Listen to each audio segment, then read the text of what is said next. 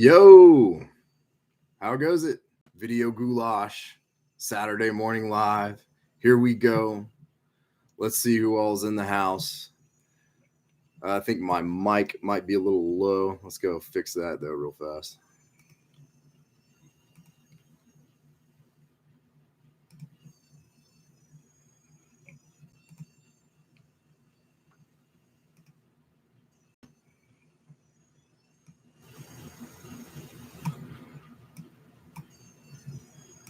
Okay. That should be done. Hey, Danny D in the house. What's up? Ears lowered. Looks dope. Thanks, Kent. Yeah. Gone, man. Gone. Cut it. Cut it. Cut it. What's up, Mr. Mansion? Good to see you, man. Good to see you here. Hey, Chris from Witch Nose is in the house, y'all. Yeah. Let's hang out for a minute. I feel like this is going to be a pretty long live. Hopefully not too crazy long, but you know. Hey, Chase in the house. Yeah, got the new do, man. Yep. Chopped it off. Wasn't exactly what I was going for, but I'm always a little more brave than my my barber.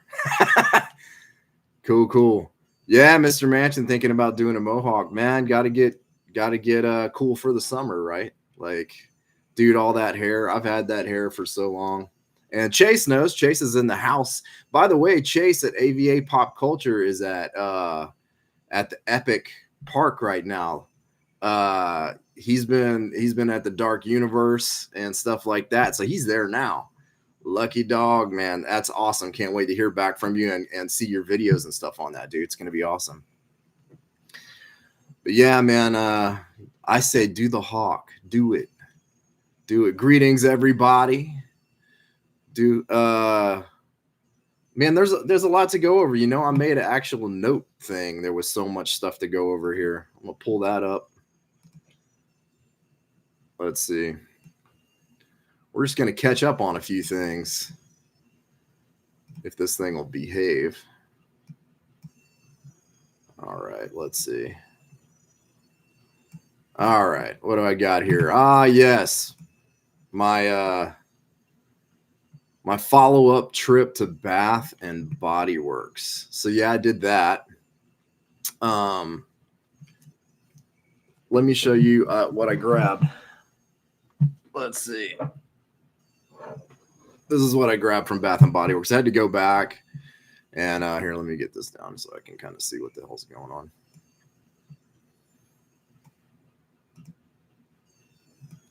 All right.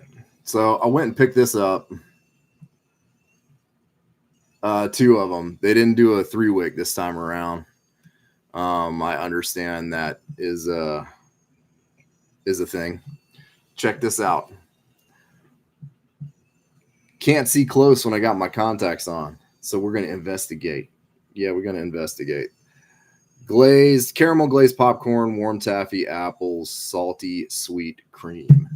That is what this is. I would have bought at least 3 or 4 of them if they were 3 wicks. But I picked that up at the Bath and Body Works. I got backups of Sea Salt and Sails and Sunlit Glow. And I tried that Off the Vine lotion.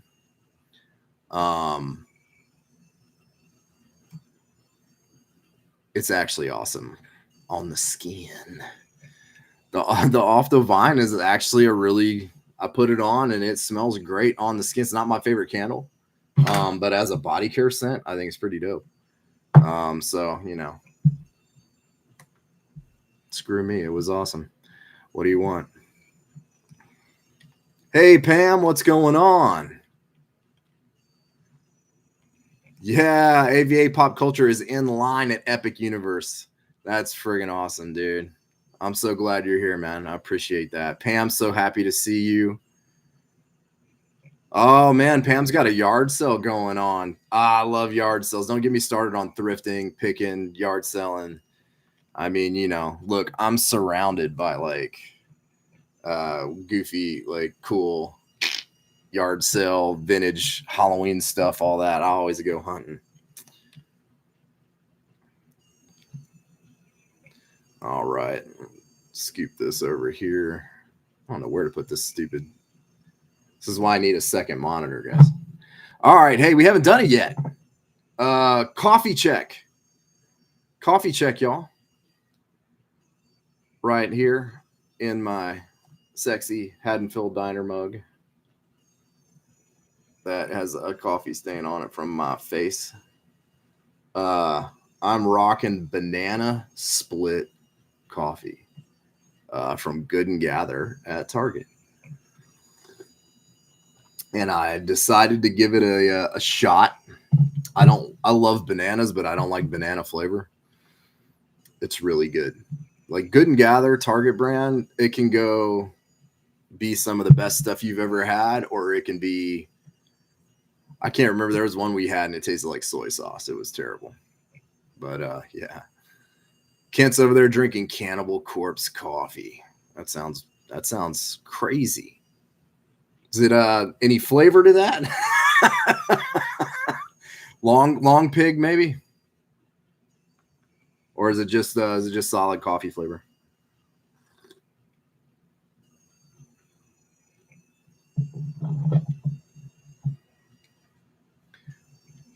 Let's see what else. So my trip to Bath and Body Works, the follow-up trip, Jen came with me, and they had out some stuff that yeah, do we want to know the flavor? I don't know. They had some stuff they didn't have out when we were there. They had all this like cotton candy and whatever else it was. But they had a blue raspberry. It's called Blue Raspberry Burst Fragrance Mist. Jen put that on. It smells like blue cotton candy and blue raspberry slushy. And it was awesome. I think we're gonna have to pick some of that up for her. It's amazing. And you know how I am with my Carnival amusement parks, all that kind of good stuff. There is a semi-annual sale going on actually at Bath and Body Works right now. So that's why I was kind of scoping things out to get anything. Mr. Mansion. Thanks. Yeah, nice mug, man. It is. It's cool. That's a Virgil gift. He knows I'm a coffee freak, and he, knows that Halloween's my favorite movie of all time. AVA Pop Culture has awesome movie reviews. Yes, he does. Yes, he does. Chase and I have been working together for a while, man. He's made like 7, 8 movies. I mean, he's working, separately from me for a long time before we met and came across. But yeah, man, he knows his stuff. It's awesome.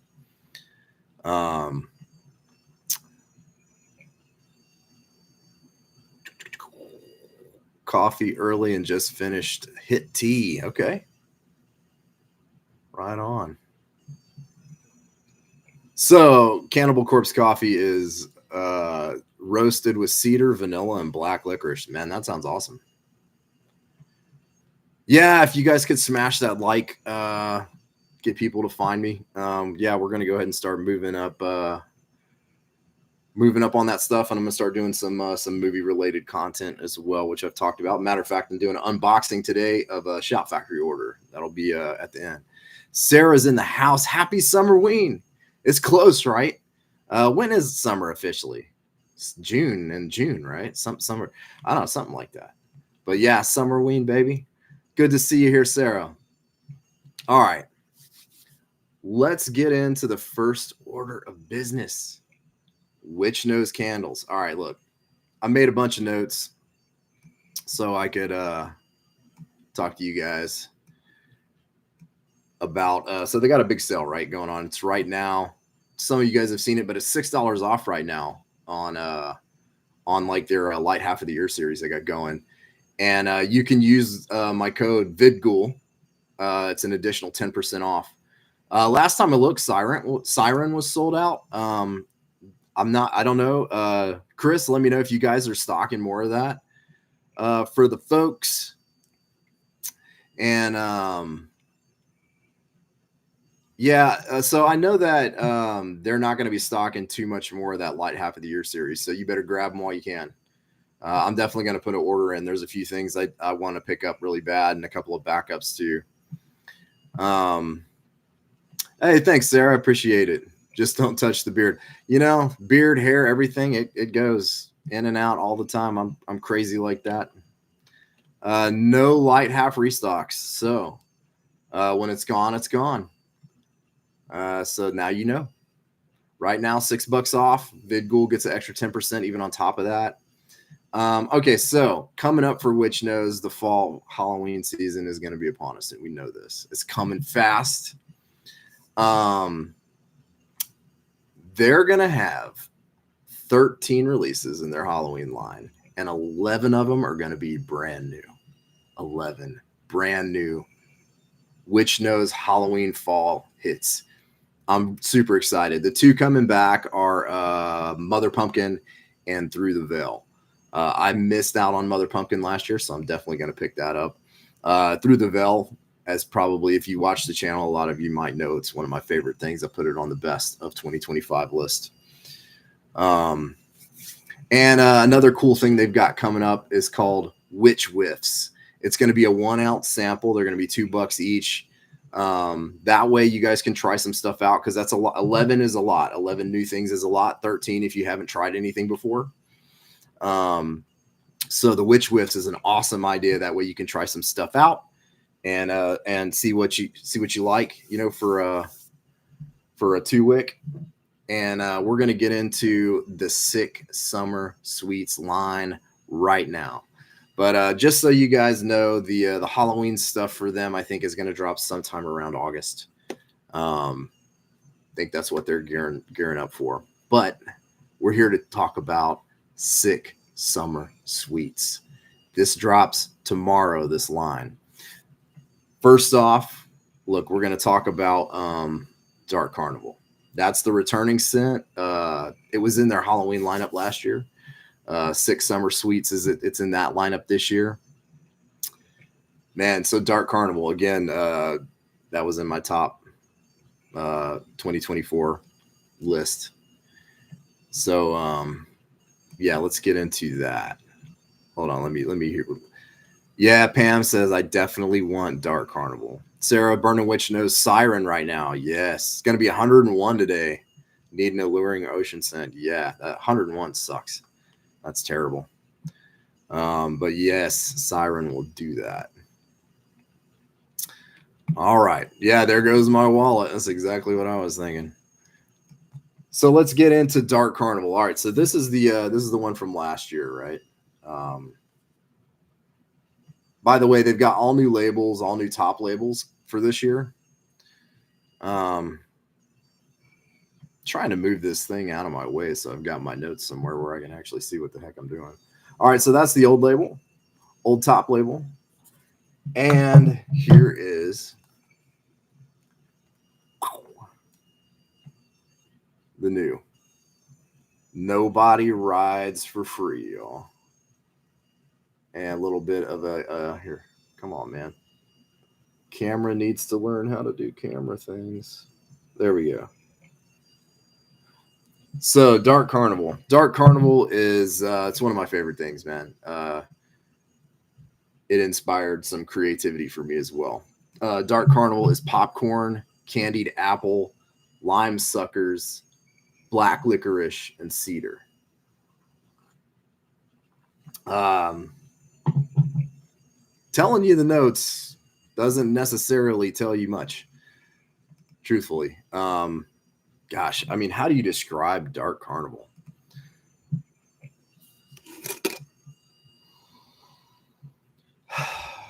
I love the lime sucker hit. No, none of the scent notes change for Dark Carnival. It is exactly the same beast.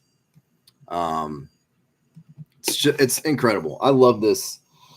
I love this candle. This is perfect summer candle, summerween candle, summer into fall. An amazing time, especially to do carnival stuff. The lime sucker, the candied apple is forefront, and the licorice. It's such a cool combination. And the cedar and popcorn provide kind of a backdrop. I love this candle. This thing is amazing. This thing is dropping tomorrow. Let's hit you. Let's look at this one. Yeah, that's dropping tomorrow. And thank you for sending me that. Yeah, I'm working on something, and Dark Carnival was one of the initial inspirations that got me going on it. So not only will I be purchasing another one of these, but I'm going to be burning this a lot. All right, let's get into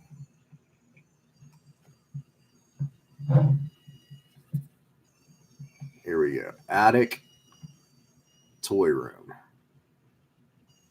The notes are roasted and salted peanuts, ripe red raspberry, and sugar.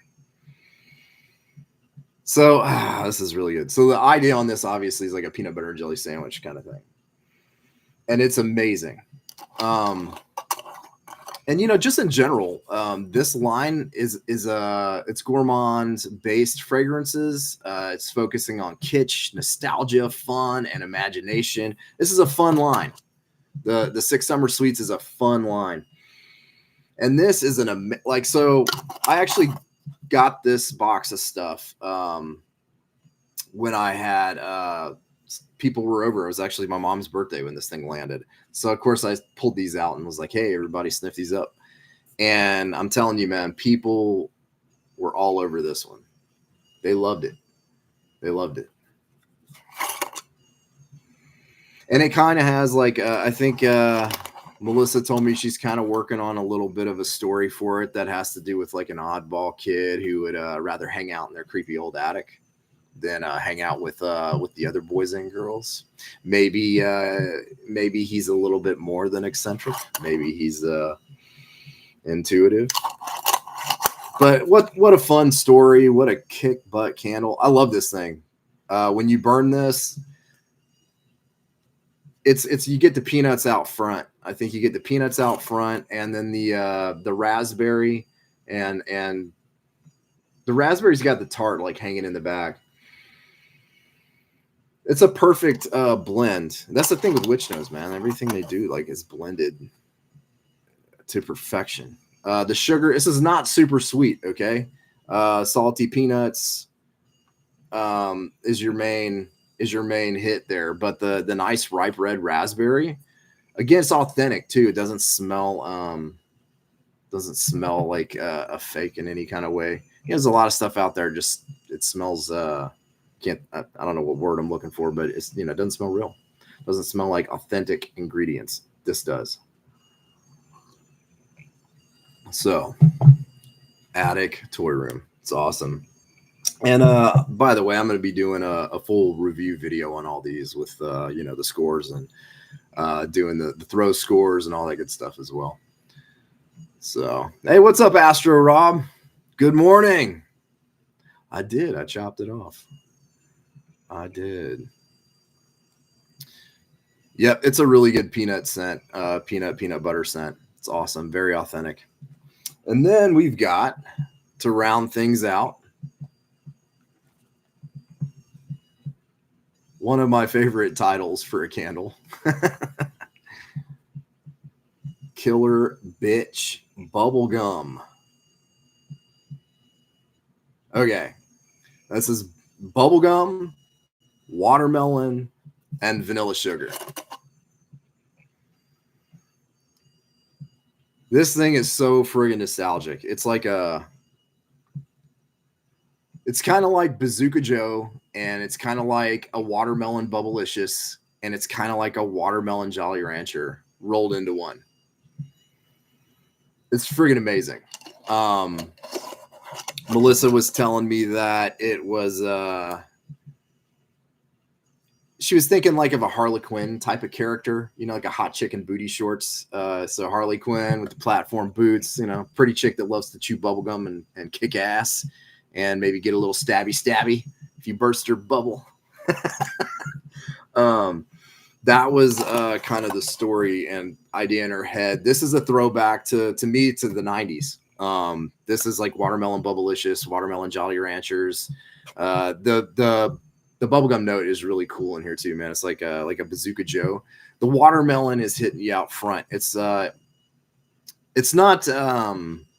like watermelon, fruit watermelon. It's watermelon, like watermelon bubblegum, watermelon Jolly Rancher. So it's got the candy watermelon. Yeah, check out the top on that. Let's get a little stabby. A little stabby.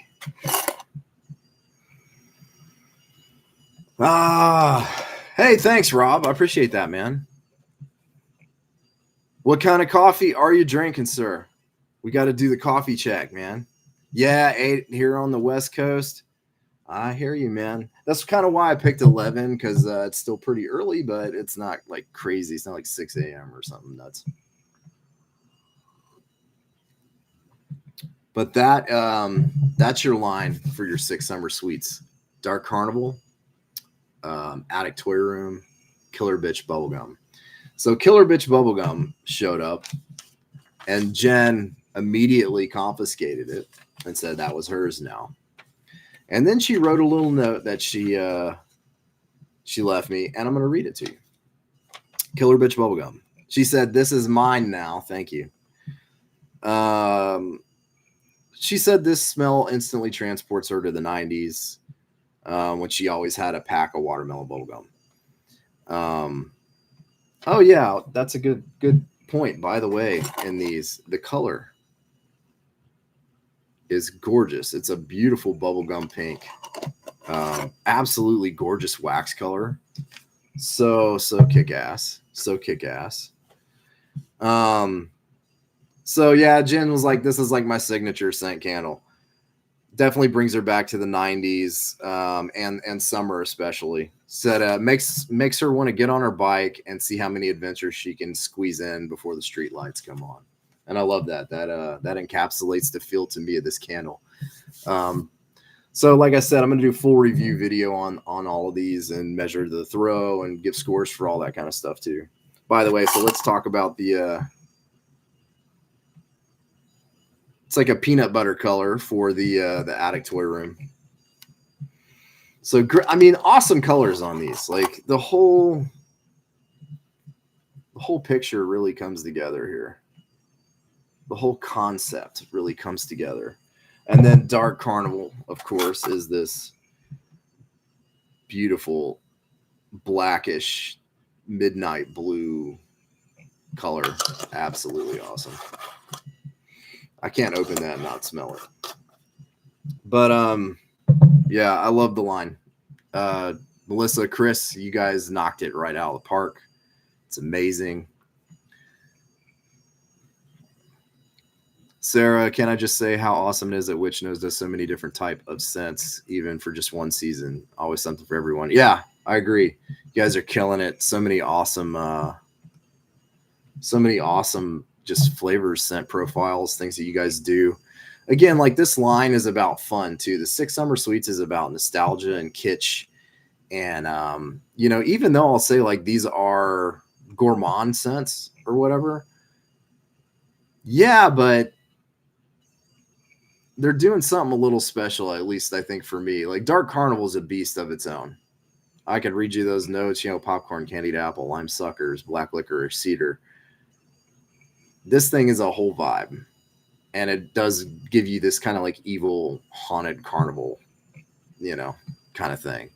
It makes me think of like, Are You Afraid of the Dark and Something Wicked This Way Comes, stuff like that. Killer Bitch Bubblegum. Yeah, it's total 90s hot chick. I always had some either cotton candy bubblicious or watermelon bubblicious.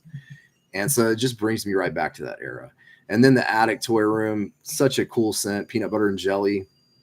Really authentic, nice roasted, salted peanut scent in there. So awesome. And the ripe red raspberries, just a pop at the top. And there's not a lot of sugar, so it's not crazy sweet. It's perfect. It's perfect.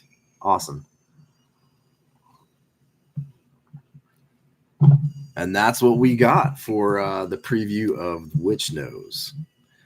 So again, this is dropping tomorrow. These candles are dropping tomorrow, and they got a sale going on the light half of the year. There's no restocks on that. I need Bramble and Thicket. I need Deep Blue. I need Soul. I need a backup of Spider Bite and Voodoo. So hopefully it doesn't sell out before I'm done doing this live. But I gotta grab some stuff. Gotta grab some stuff, man. So again, there's no restocks on any of that. So go get it. They're $6 off right now. VidGhoul gives you extra 10%. Melissa and Chris doing kick-ass things. 11 brand new fragrances coming for Halloween fall. 13 in all with Mother Pumpkin and Through the Veil coming back. So that'll be sometime around August. Yeah, I recommend Spider Bite highly. Spider Bite became my dark horse favorite in the light half of the year series. There's some great stuff in there. Incredible stuff. But Spider Bite, like, I told Melissa this. I don't know how thrilled she was about it. Melissa or Chris, either one, I don't know how. But like, Spider Bite reminds me of citronella in the best way. It's like citronella and moss, but in the most elevated kick-ass kind of a way. And it's a great pairing with any camp horror movie or any camp movie, really. I mean, you could do Camp Nowhere, or you can go head on down to Camp Crystal Lake or The Burning and put on Spider Bite, and it transports you right where you're at, man. It's awesome. August 1st, they're saying for the Halloween and fall releases. So can't wait. I have no idea, by the way, what's coming. They're keeping it under wraps. I'm sure we'll do a preview at some point, but I can't wait to find out what's going on with that. So that's pretty awesome. Pretty awesome. So who's burning what out there, by the way? This is what I'm burning. Let me get that out of my face. I'm burning sea salt and cells. Here, let me get my fingers around it. That's what I'm burning right now. It's a perfect ocean spray scent. It's vibes like ocean water. It's freaking awesome. I love that.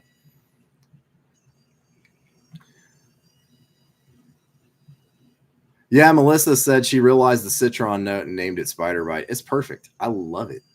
I friggin' love it. And I don't know how many of you out there burn citron candles. Citron. Yeah, I think. I don't know. But in the South, we're always burning it. We're using lemon oil and different things to keep the skeeters away. And it's just I don't know. It's just a staple of summer. It's just something that, I don't know. I've had my whole life, even in Texas, wearing, insect repellent or whatever. And to me, it's a good smell. It's not like it's a great, like natural citronella is an awesome smell. It's really cool. And it's got this moss in it, though, that Spider Bite. I love the moss note in that. I think it's kick-ass. It's a kick-ass scent. All right. What do we got going here? Make sure to collab on separate releases with South of Sanity because my wallet can't handle everyone at once. I hear you.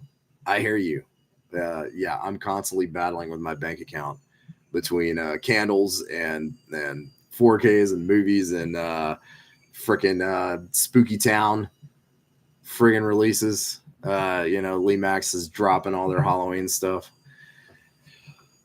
Whoo! Ouch. Campfire Tales from the 90s. That movie actually just came on Prime recently. I love Campfire Tales. I had to hunt that down for a while. It was really hard to get a hold of, but I got a VHS of it, and I think I might have a DVD of it somewhere. But Campfire Tales is amazing. If you've never seen that, Campfire Tales from the 90s is awesome.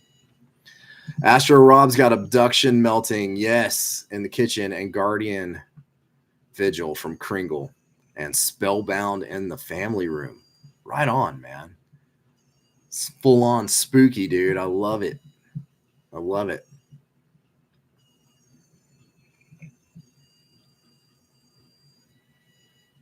Yeah, Abduction's crazy. It's crazy. Virgil is working on a candle for that, and Yeah, I think he might be done with it, and we've talked about it. And yeah, it's creepy. Even creep. Yeah, it's creepy. That's all I can tell you. Pam's burning pineapple mango from Bath and Body Works. Too windy outside. I hear you. Kent rocking the summer boardwalk. Yeah, man, I love this. I love this fragrance. This is like a wonderful Carnival fragrance right here. Totally kick ass. I love that thing. Matter of fact, if I burn this right now with sea salt and cells going, I'm right on the Carolina boardwalk.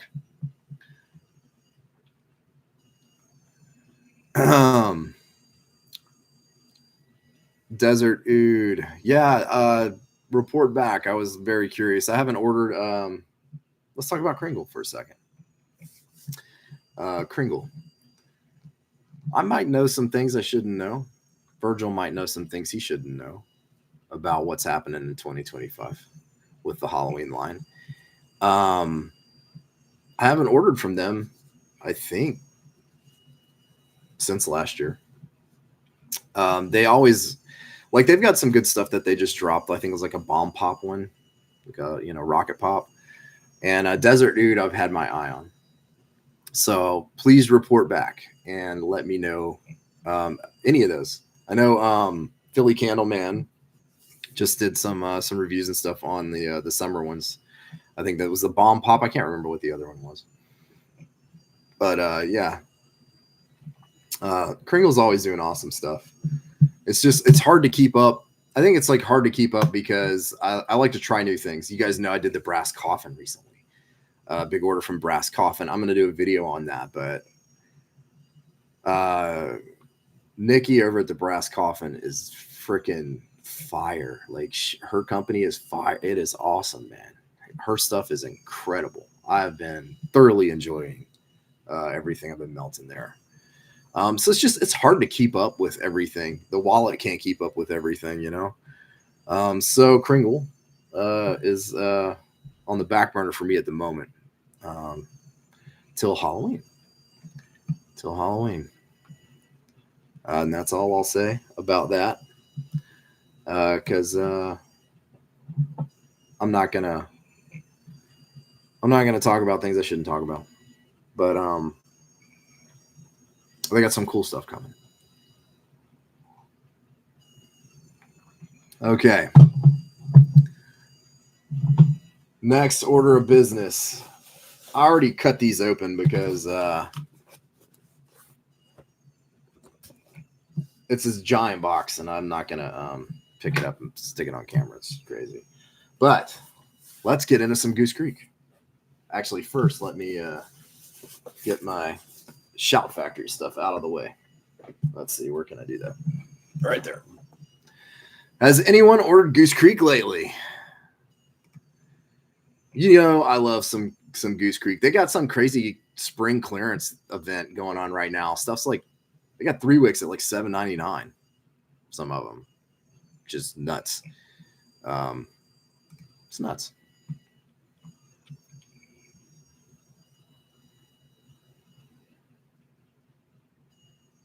Rob, it just depends. I don't get anything from Kringle. I tried to get stuff from Kringle once. They were like, nah, man, your channel's too small. That's what I think they said. Honestly, it's whatever. It's fine. I got so much kick-ass stuff. Listen, South of Sanity, Witch Nose, Lunar Light Company. These are the people I'm with, and I'm way, way stoked. And that is plenty of awesome stuff to go over. To me, the best in the business. You add Brass Coffin to that list too. Best stuff going on. So I don't get anything from Kringle, unfortunately. Melissa and Chris will send out fall Halloween stuff when they're ready to just start talking about it. It seems to be like earlier and earlier. Things are coming out. I mean, if you've watched my channel at all, I'm kind of like, hey, let's be where we're at now. I do like looking forward and having a blast, burning stuff from for Halloween, just a little bit here and there, do a little Summerween action. But 6 summer sweets is where we're at with Witch Nose. So, it's just a couple of months away. So I imagine it'll probably be sooner than later that we start talking about fall and Halloween. So they'll kind of send stuff whenever I think whenever they're ready to start talking about. And guys, Virgil and I just did that halfway to Halloween where we previewed his line. So it's kind of all over the place and whatever anyone wants to do when they want to do it. So I did see the Apple Boardwalk cone that just dropped on the Goose Creek site. Boardwalk cone is amazing. Apple Boardwalk cone, I can only imagine, to me at least, that's gonna vibe super fall. Rob, Candio. I haven't had any Candio yet. They're on the list. They're another one that's on the list.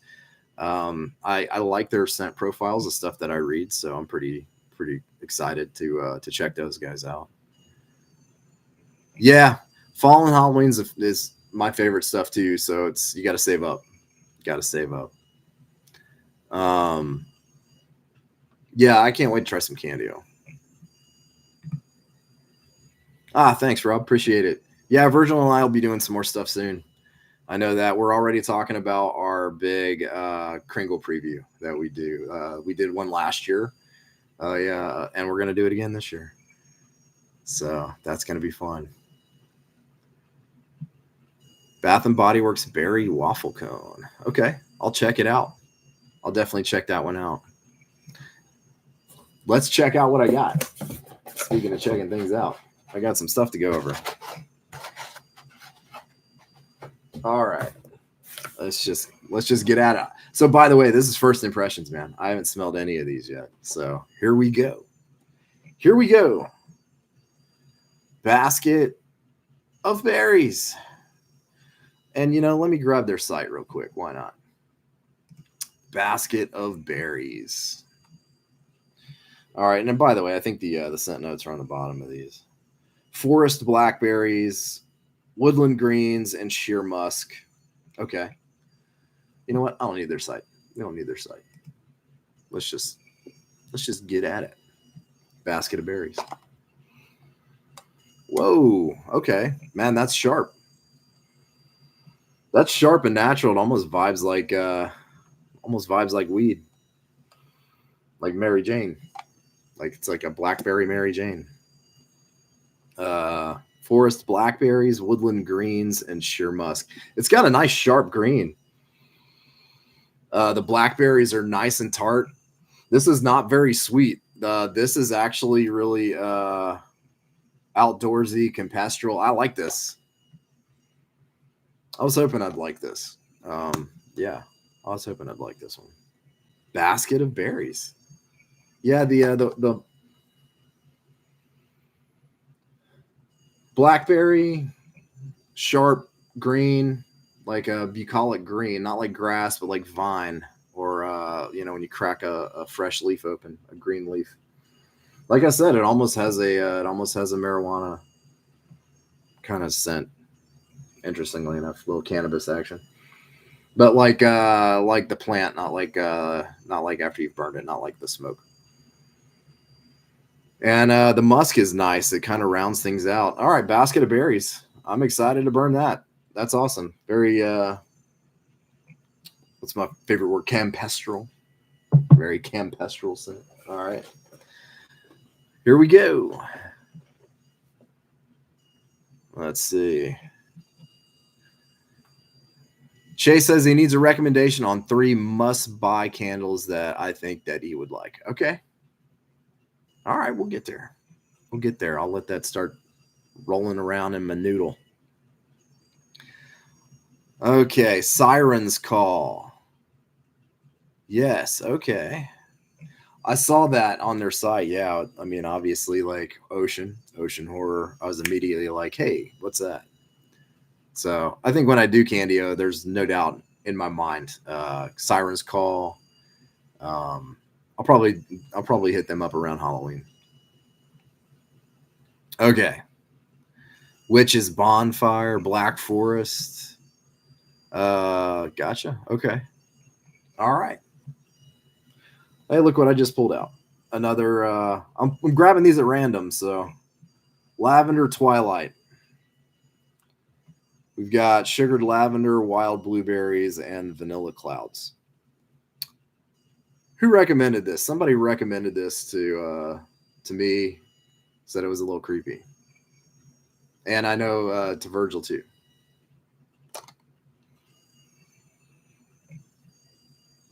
Okay.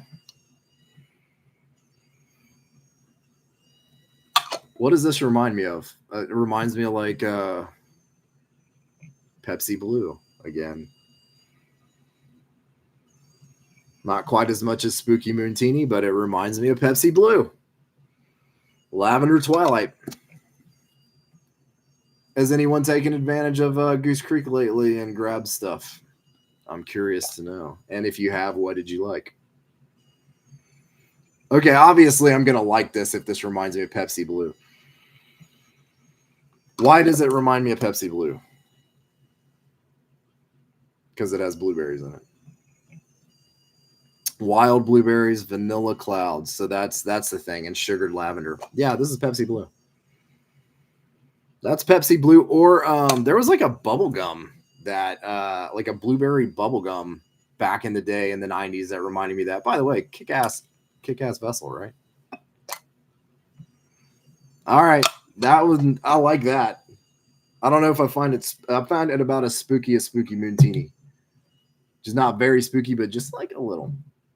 It's the Pepsi Blue thing. I don't know. Hey, what's up, Todd? Todd in the house. Todd Kramer. You talented SOB.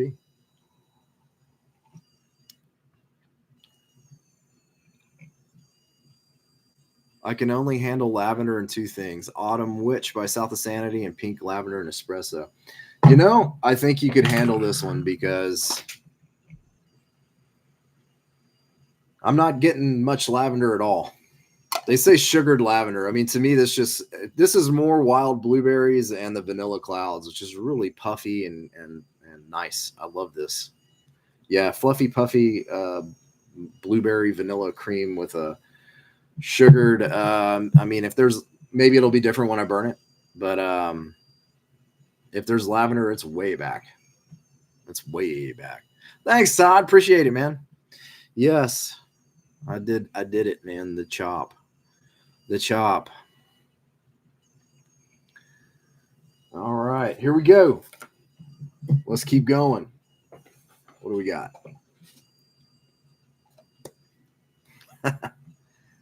All right, blueberry limeade. If you can't tell, I like blueberry. I like blueberry scents. Yeah, blueberry and lavender.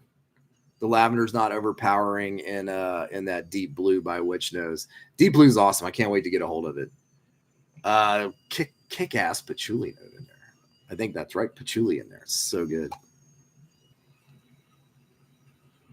Blueberry limeade. Okay. Juicy blueberries, ripe raspberries, and sugary limeade. Yeah, this smells like summer. Really authentic. Really authentic limeade scent. Yeah, blueberry limeade. I mean, really good, man. I'm usually not the person that's just going to order like just flat out something that is flat out. This is a blueberry limeade, but every once in a while you come across those gourmands that remind you of something really specific. Limeade for me is one of those. Summer and limeade. Yeah. Yep. And if you want a really kick-ass blueberry candle as well, deep blue over at Witch Nose. It's patchouli, right? Melissa and Chris, that's in there too. It's blueberries and patchouli. Touch. I mean, the lavender way in the back. It's like an enhancement note. I'd say the same with Lavender Twilight. It's an enhancement note. It's definitely not the first thing that jumps out. It's way back. Way back. Yeah. So yeah, patchouli. Yeah. Deep Blue's awesome. They're having a kick-ass sale over at Witch Nose. Don't buy everything cool before I get there, but buy it up. Buy it up. Yeah, I got to grab Soul, Deep Blue, and Bramble and Thicket. I got to get those. Got to get a backup of Spider Bite. Got to get a backup of Voodoo before those are gone. Before those are gone. All right, what's next up? This Goose Creek order, Lost in Nature. So I put this one in my cart right when it came out, and it just sort of hung out there for a long time. And then Virgil got a hold of it at South Sandy. He's like, dude, yeah, you got to try that one. So it's forest cedar, raw suede, creamy fig, and coconut. All right. I'm down. Let's see. Forest cedar, suede, and fig. And I love coconut as an enhancement note. Some people don't like coconut. I think coconut's amazing, especially toasted coconut or any kind of coconut. I'm not big on like coconut forward blast you in the face coconut candles, but as an enhancement note, coconuts kick ass. It creams things out, fluffs things up. Toasted coconut does some kind of this savory, almost woody thing that it brings out a lot of other notes. It's a great enhancement note. But here we go, Lost in Nature. By the way, this is I forget what they call these, like a luxury line or something like that. They're a little bit more expensive.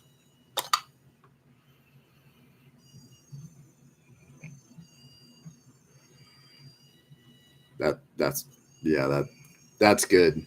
That's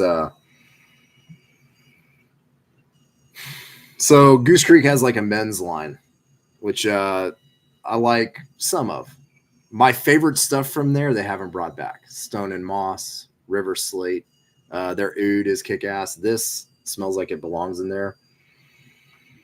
I would not call this cologne. It's not a cologne. The cedar in there is awesome.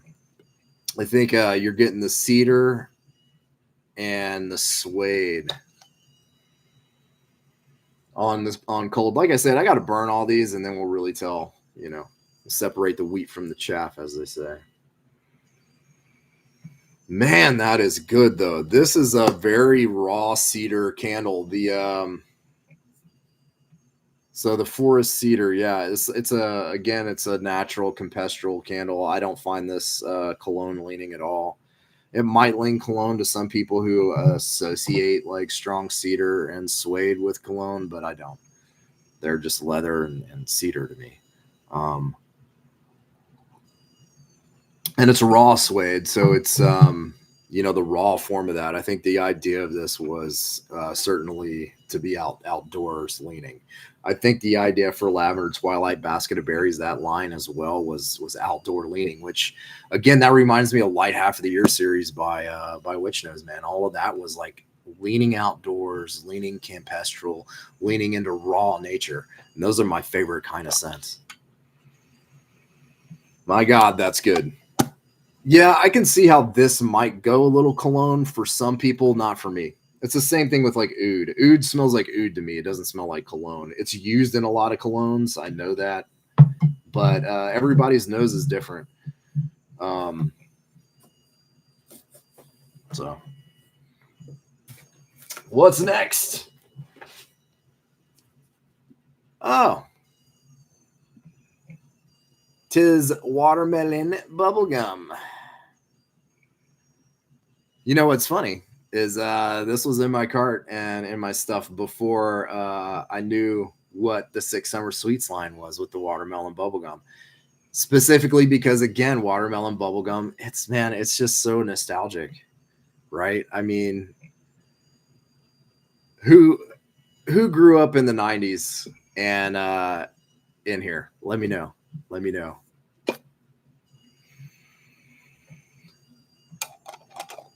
That's good. Candied watermelon, sweet bubblegum, and powdered sugar. Let's have some fun. Let's compare and contrast. Killer Bitch Bubblegum and watermelon bubblegum. Let's get into this. Okay. The watermelon bubblegum has more of this powdered sugar. This smells like straight Bubblicious. It smells like really authentic, straight watermelon Bubblicious. Do they make Bubblicious anymore? Every time I go to the store, I see Bubble Yum, which ain't Bubblicious, y'all. I haven't seen Bubblicious in a minute. Is it still around? Danny said she's a 90s kid. Sarah raising her hand. Todd, yes. Yes. So this is just like a straight Bubblicious to me. And I love it. It's really good. I can't wait to burn that. Now this, on the other hand, I think this is it's way more interesting. This is sharper. Like I said, this kind of reminds me of also like a watermelon Jolly Rancher. It's got this nice sharp hit of like candied watermelon with the bubble gum and little Bazooka Joe, little watermelon Bubblicious, a little watermelon Jolly Rancher. If I'm choosing between these two, only buy one. That's your winner by far. As good as this is, it's just kind of like it's good. Don't get me wrong, I'm not dissing it. It's good.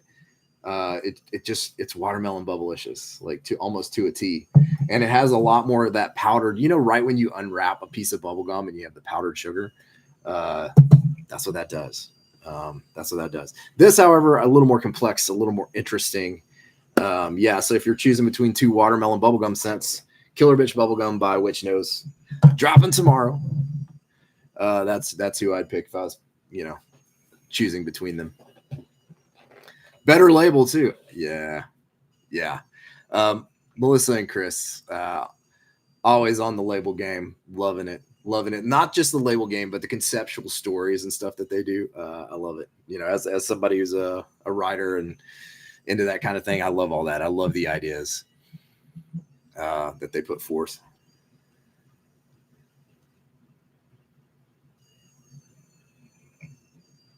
Big league. All right. Yeah. Now we're talking. Okay. Kent, born in 82. Yes. Much love it, you guys, man. Which knows you guys are awesome. So now we all know how old we really are. Whatever. Here's the thing. What is the idolization of youth? I was a dumbass until I was like, actually when I turned 30, I was really happy because like I was such a dumbass in my 20s. And as much as youth is fun, youth is wasted on the young. I'm going to tell you like it is now. I don't value youth very much. I value spiritual youth, if that makes sense. That childlike sense of wonder. That's what's kick-ass about youth. That imagination, looking around, the way that you see the world before people try to ruin it for you. That's what's kick-ass about youth. So, yeah, Mansion was a teen in the 90s. Yeah, me too, man. Ooh, what a good time. We had some fun. Yeah, Big League Chew. So Kent and his brother got all those bubblegum companies gums. Yeah, Big League Chew, grape, one of my favorite things on the planet. I love that. Yeah, the watermelon Big League Chew is pretty good too. I agree. Yeah, we're definitely the demographic, that's for sure. The healthy body of youth. Yeah, well, acting, I had to stay in shape. I looked a lot younger than I was for a long time. And so I was auditioning against like 20-year-olds when I was in my mid-30s. And I just had to stay in crazy shape. And, you can don't let anybody tell you any different, man. I'm seeing people right now in their 50s, 60s, and 70s. And dude, I was in some shape. If I could show you pictures, but I ain't here to do that. But I was rocking the Thor look, and I'm going to be rocking the Thor look again. But look, I'm seeing people in their 50s, 60s, and 70s in better shape than I ever was in. And I was in impeccable shape. So F all that aging crap, man. We live in a kick-ass day and age. Diets, exercise, all this stuff, man. The keys to these things, keys to the castle are at your disposal. So, F it, man. All right, here we go.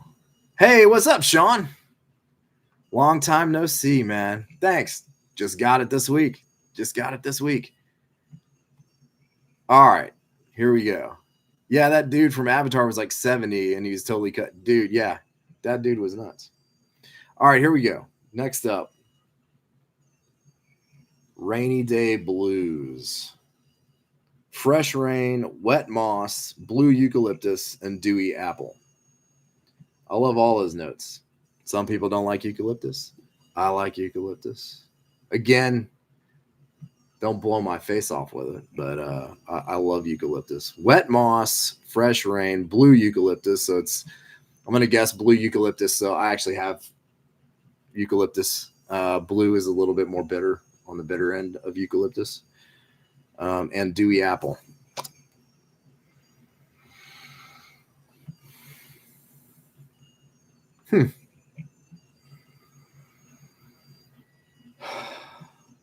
That's a little more leaning into the cologne than I thought it would be. I don't dislike it though. Rainy Day Blues. Okay, it's definitely a wet smell. It's a little cologne. It's the fresh rain. The fresh rain note, I think, is it's giving me cool water vibes with a moss hit and a eucalyptus hit. The apple's sort of in the back, at least on cold. Again, I'm going to burn all this stuff. Very slightly cologne, yeah. It's okay, though. I don't dislike it. It's definitely a cold feeling candle, a wet feeling candle. Yeah, we'll see. I'll burn that. Appreciate it, Todd. You know, I gotta look out that way because I've just started back literally yesterday on a workout program. I've taken a lot of time off. When I was acting, you got to work out all the time, and we've been building our company and writing and developing a lot of stuff lately. And I got out of the groove, man, and let myself get out of the groove. And it's not a good time being my age to get out of the groove. Don't ever let yourself do that. I kind of am all or nothing sometimes. And if I'm not training like a maniac, then I think, what's the point of training? Nah, man, it's okay to just train a little bit. It's okay to just maintain sometimes.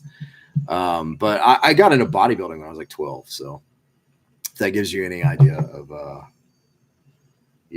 how long I've been working out and how much I enjoy working out. Honestly, let's cheers to being young all your life.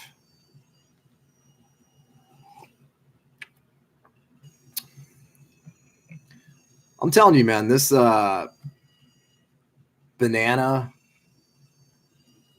split coffee, Good and Gather from Target. They had a ton of it because nobody's brave enough, I guess. It's really good. You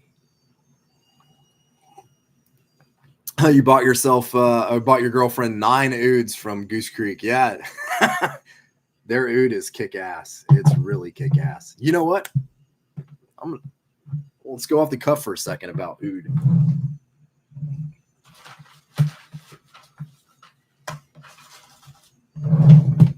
Okay. Anyone burn incense?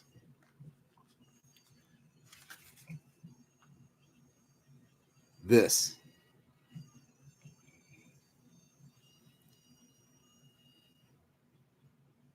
That is the best incense oud I've ever smelled in my life. This shit is so strong. Sorry. Yeah, this stuff is so strong. I mean, you can burn like 35% of this thing of a stick and you'll smell it for 2 days. It is awesome. But there you go. Take note. Let's let's just look at the whole damn box. AromaValley.store. AromaValleyIncense.com. Here, come on, bro. Stay focused. Yeah, this is amazing. If you like oud, this stuff is incredible. It's incredible. This and Goose Creek's oud candle. Oh my god, freaking oud heaven. All right, we're still going on Goose Creek. Yeah, I think I've got what, three more. Sarah, I still have that in my cart. Yeah, just pull the trigger. It's friggin' amazing. I try not to say, I try not to fucking say fucking bad words on here. I don't think there's any kids in here, and I don't know how many kids give a rat's ass if I'm talking about candles. Now, when I get into movies, maybe. Incense is a 90s teen. Hot box in my room, window shut. Bad for me? Who knows? Probably. I'm going to agree with you. I burned a lot of incense. Has anybody ever burned incense too close to him and then got nauseous? Yeah, that's a thing. Okay. Moving on. Here we go. Southern Gardens. This has been on my list for a minute. Sean, you still in here, brother?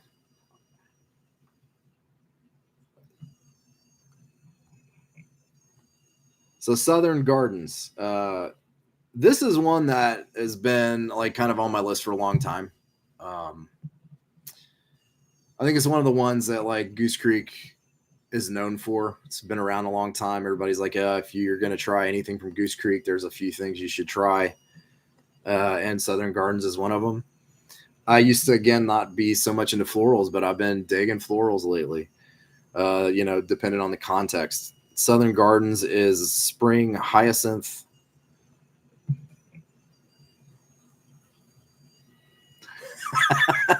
Spring hyacinth, fresh cut roses.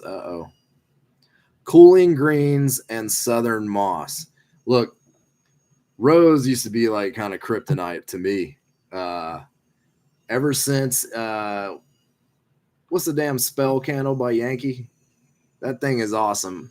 Enchanting spell.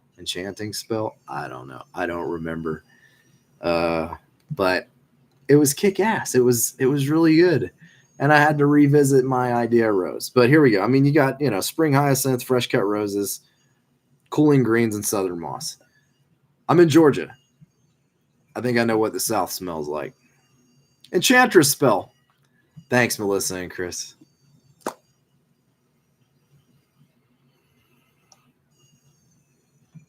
That's really authentic. It's a really authentic garden smell. You're not missing the rose. It's in there, but the hyacinth and the moss is sort of in the back, but it's there. The greens. So, yeah, this is very Southern Garden, very authentic rose garden. White roses and hyacinths. Yeah, I mean, it just kind of smells like you're picking up flowers for your lady. That's what it kind of smells like. It's good. I don't dislike it. It's actually, I feel like there's some complexity underneath the cold smell. I can smell the moss underneath. I can smell some greens underneath, kind of filling things out. So yeah, we're going to get into that. By the way, if you truly want to do a Southern, East Coast Southern smell, you need magnolia. I got wild magnolias growing across the yard back over there. Magnolia is the Southern, I think that's the Southern sponsor of a scent. Magnolia is one of the best smelling things. Fresh magnolia is incredible. All right, what are y'all into in here? Black light. Oh, yeah. Yeah, man. Put on some freaking tunes, black lights, black light posters, burn the incense. You know what's up. Haunted Woods has a rose in it, but it's in the background. Definitely not a rose candle. I wanted to try that. That's Homeworks, Slacking and Company. Buying incense at Spencer Gifts in the 90s. I tell you, We used to always hit Spencer's. So let's talk the mall, man. Let's talk the mall in the 90s. Kids don't get this, man. The mall was the shit, man. I love the mall. The mall was badass. I loved going to the mall in the 90s. What did I always have to go hit? I had to go hit Spencer's. I had to go hit, looking at the posters, right? Used to always look at all those posters. Really great posters, by the way. I miss some of my posters. Maybe some of them are inappropriate.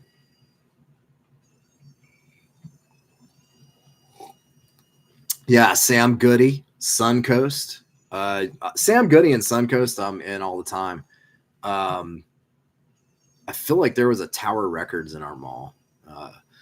If it was a movie store or a music store, I went in.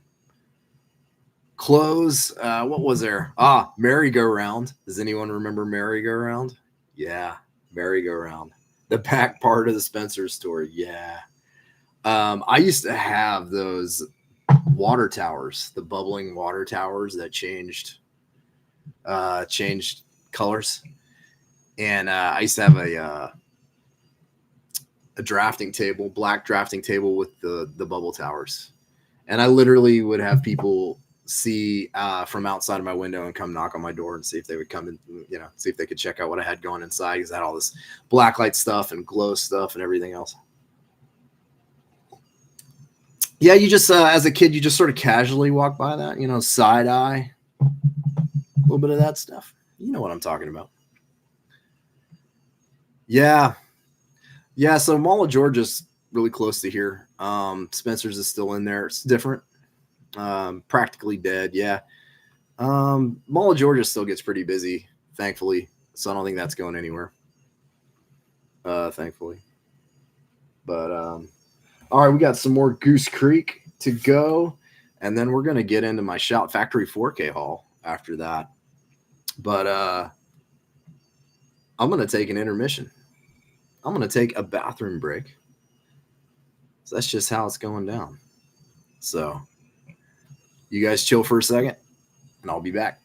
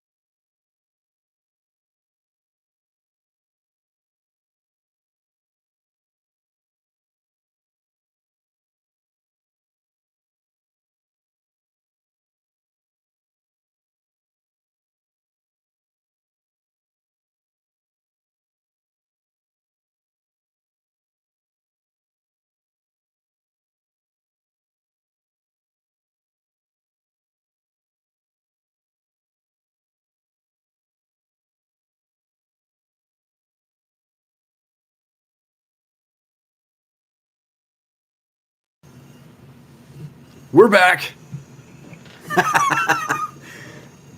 Yeah, man. Like a racehorse. Good Lord, filled up a whole leg full of coffee, I think.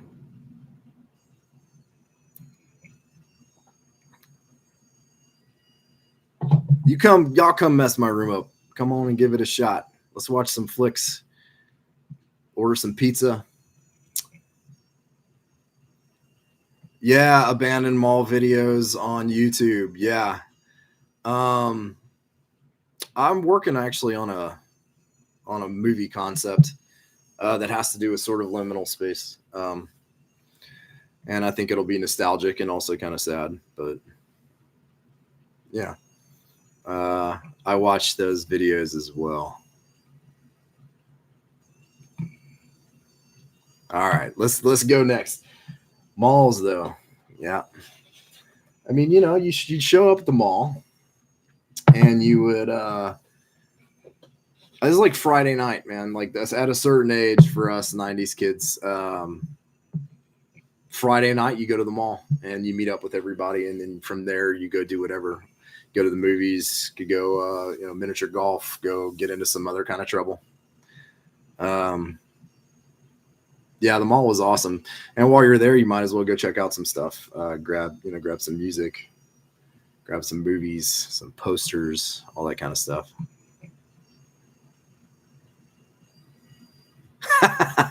Quick as a hiccup, but I felt like Austin Powers, if you know what I'm saying. All right, let's get into this next one.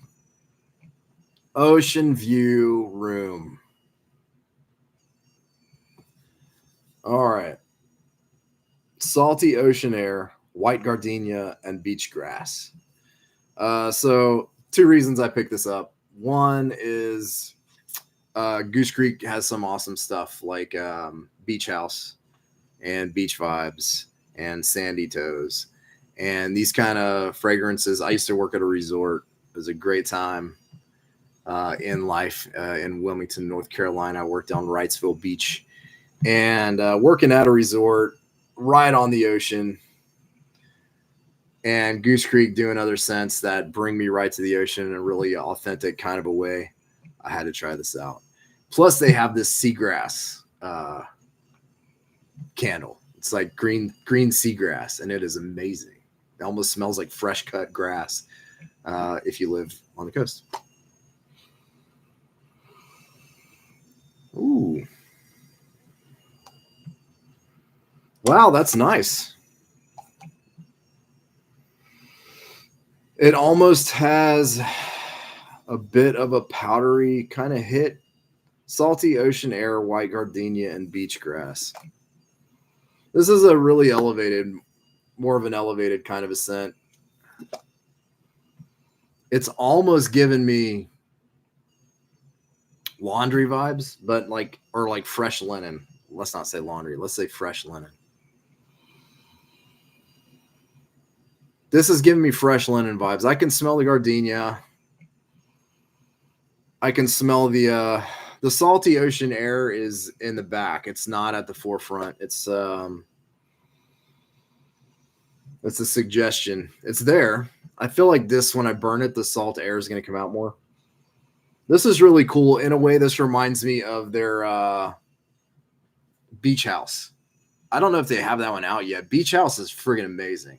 Goose Creek's Beach House is awesome. And this is like maybe a cousin scent to it. This is like you're in the beach house and you're smelling a room that's made for you with the fresh linens. It's got a fresh bed. And you're right on the coast. It's a very coastal smell. The beach grass, though, way in the back. Way in the back and not sharp. This is not a sharp candle. This is almost a powdery. It's not super powdery, but it's like linen. A little bit of powder, a little bit of gardenia, definitely sea salt, ocean. This is really cool. This is a lot more complex and hard to describe than I thought it would be. I like it though. I like it. I'm not linen. Linen can go either way for me. I don't know how many of you guys like linen smells, like fresh linen and stuff.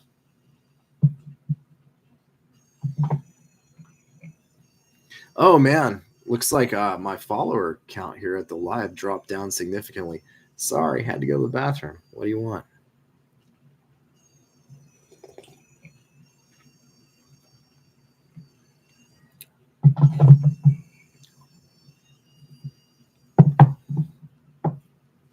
All right, here we go. We're going to keep going since all is quiet on the home front. We getting bored, guys?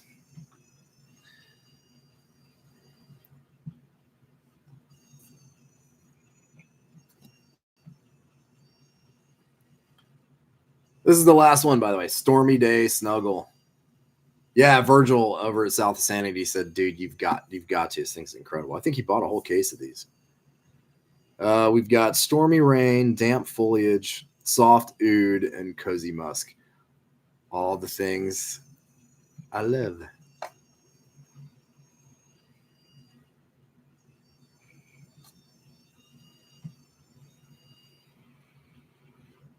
Man, that's good. That's really good.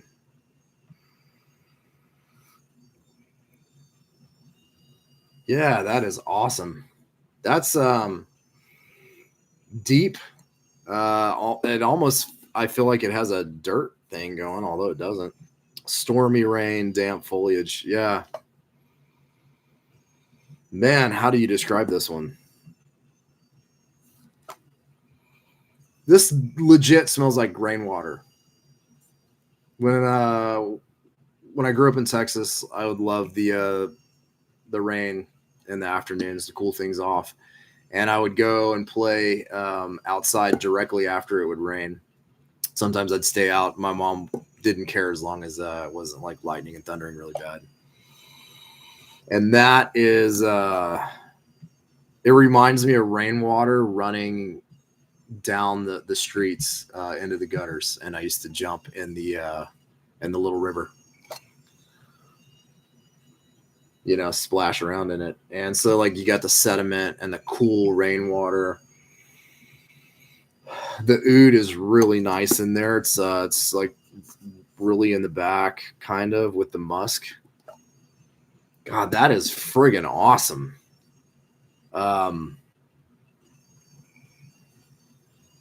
Feel like I'm gonna need some backups. Yeah, that's amazing. Stormy Day Snuggle, y'all. There you go. No, it doesn't smell like 7 days, Sarah. 7 days is like way green, like way green. This is like rainwater and sediment. Yeah, rainwater and sediment, and the oud and musk give this sort of pleasant, deep, rich quality to it. Really, really good. Yeah, that's awesome. Yeah, I'd recommend that to anybody. Stormy Day Snuggle. Deep. It's a deep kind of scent, deep nature scent. Not very sharp at all. All right, what are we talking about in here?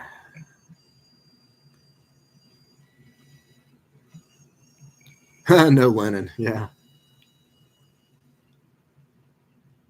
The linen candle scared him off a little bit, seems like.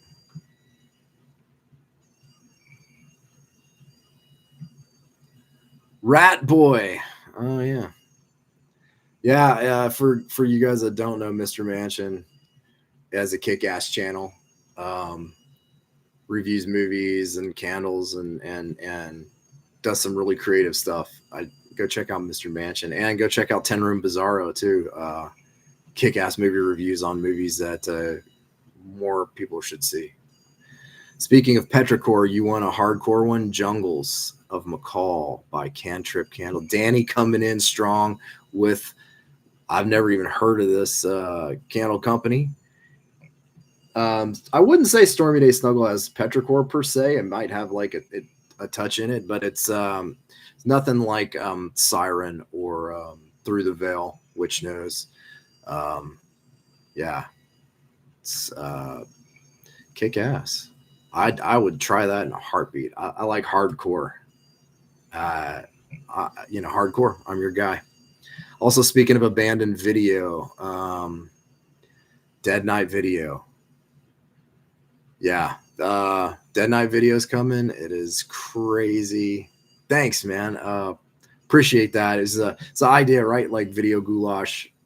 The idea of this was always sort of like movie centric and candle centric. And it's rooted in the 90s and 80s and video stores. And the idea is like a haunted video store, rundown haunted video store, circa now. The Dead Night Video is awesome. Virgil knocked that thing out of the park. Yeah. I had the concept, but delivering on a concept, it's like when people tell me they have an idea for a movie or whatever. Everybody's got an idea for a movie until you deliver it, until you deliver a script with beats and characters and everything. You just have an idea. I had an idea. I thought it was a cool idea. Virgil delivered. That thing's incredible. Yeah, that's coming soon. New Spooky Town piece. Yeah, you guys want to see me do Spooky Town stuff? Let me know.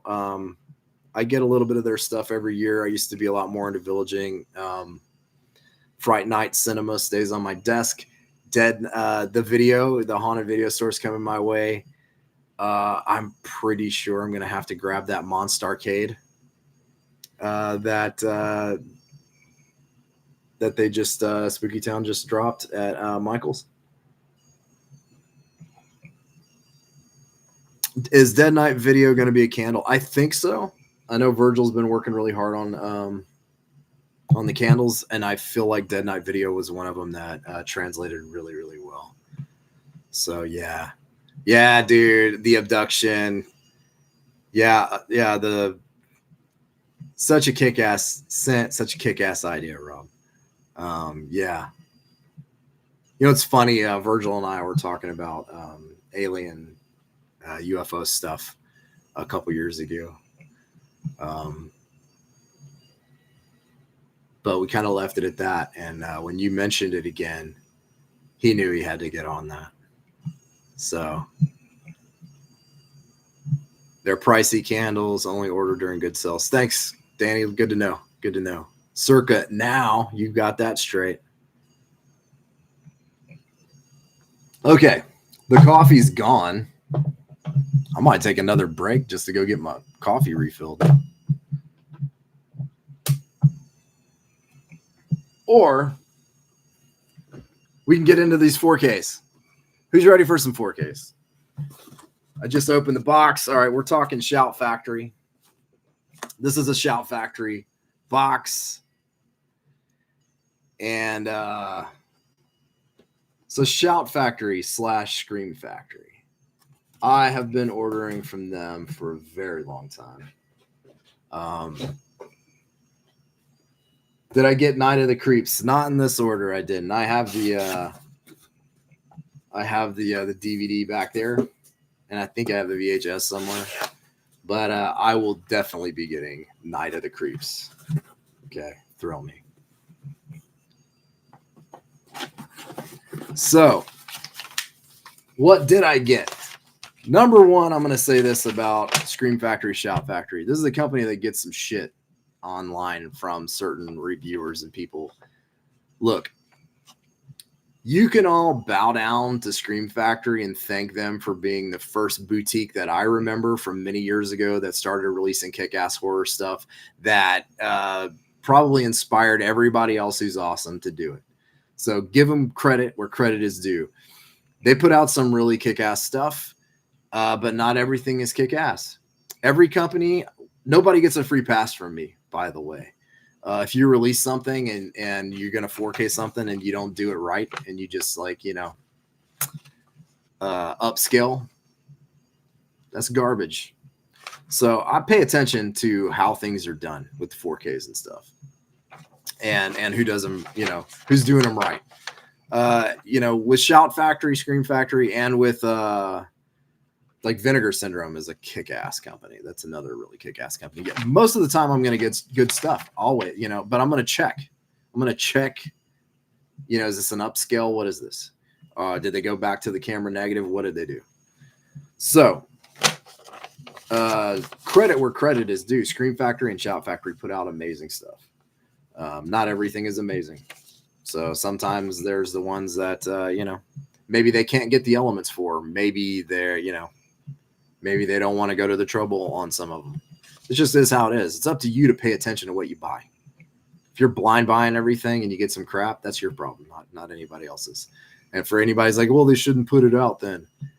I hate to tell you, but the vast amount of people don't know the damn difference between an upscale and going back to the elements. You can tell when you look at it. But yeah. Anyways, horror movies and candles, the only drugs you need. That's right, man. That's right. Friday 13th collection looks awesome. Labyrinth Deluxe thing with the snow globe. Yeah, that thing's insane. Crazy price, maybe. I've got, so the Friday 13th collection I've got back there. You can probably see it. It's the Blu-ray. So right next to it is the 4K of the remake by Arrow, which I haven't watched yet. I can't wait to watch it. By the way, If you don't like the Friday the 13th remake, well, you're wrong. I can pick it apart. I can tell you a couple things about it I would have done different. That's not my preference.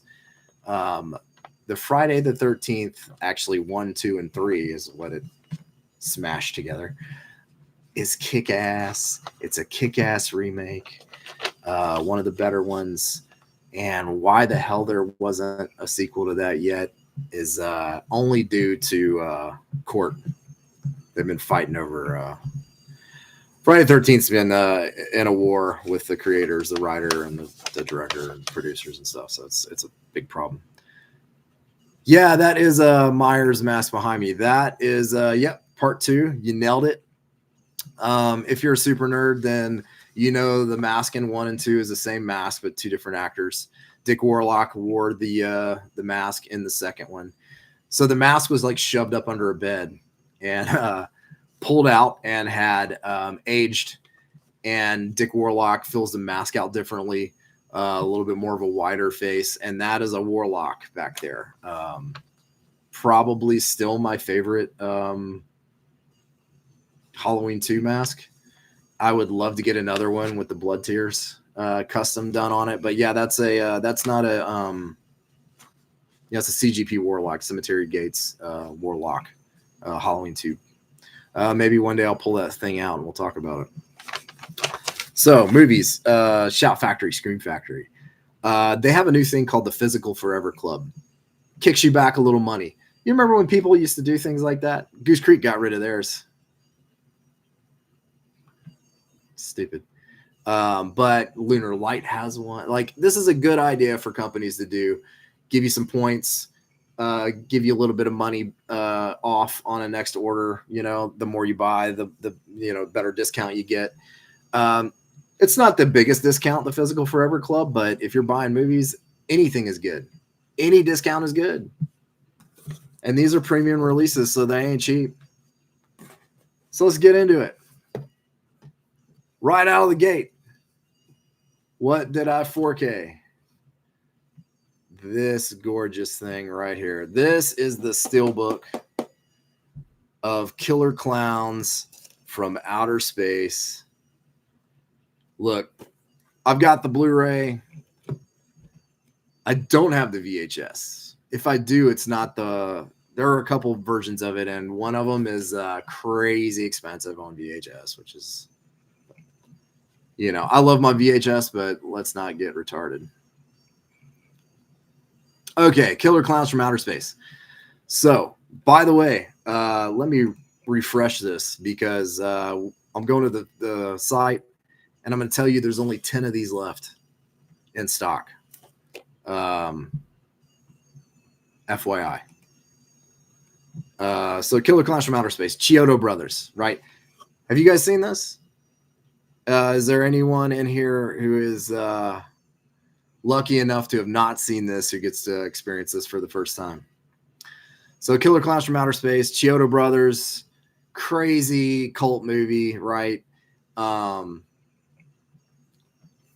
think they got somewhere like a video game coming. There's been a lot of merch, resurgence of this movie lately. I hear this 4K, and this is my buddy Chase over at AVA Pop Culture said, man, that thing is like near reference quality 4K, one of the best 4Ks you're going to get. So why is that? Let's talk about something a little boring for some maybe, but look, this is a 4K scan of the original camera negative, and it's in Dolby Vision as well. So it's HDR10 compatible. I don't think it's Atmos. Dolby Atmos is a sound thing. I think it's 5.1, yeah, which is, it's great sound, man. But this is a 4K scan of the original camera negative. Boom. Yeah. Oh, my killer clown gun is over there. So listen, I can't wait to plug this thing in and have a look at it myself. If you haven't seen this movie, it's crazy. I love this movie. I'll tell you a quick story about Killer Clowns from Outer Space. We were at a convention many years ago, Kamikaze in Los Angeles, and I met the Chiodo brothers, and I have a picture of me and my sister holding the props from the actual movie. The popcorn gun and the cotton candy gun. And those guys were really, really cool. You go to a lot, the conventions have gotten a lot bigger lately, right? So this was, man, I want to say 10 or 15 years ago when I was there. Not quite as big as they are these days, the conventions, but still, still pretty prevalent. Chiodo brothers are so cool. They actually invited myself and my sister to their studio if we wanted to come, and they would show us around.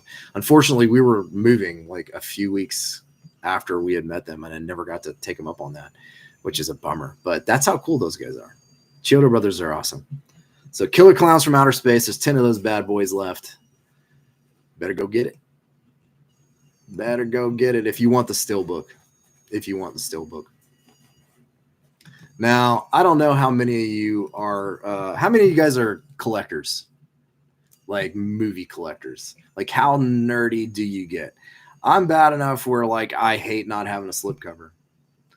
Steelbooks aren't always my favorite thing, but if they have a cool steelbook, I'll definitely get the steelbook. I try not to double dip. I try not to triple dip.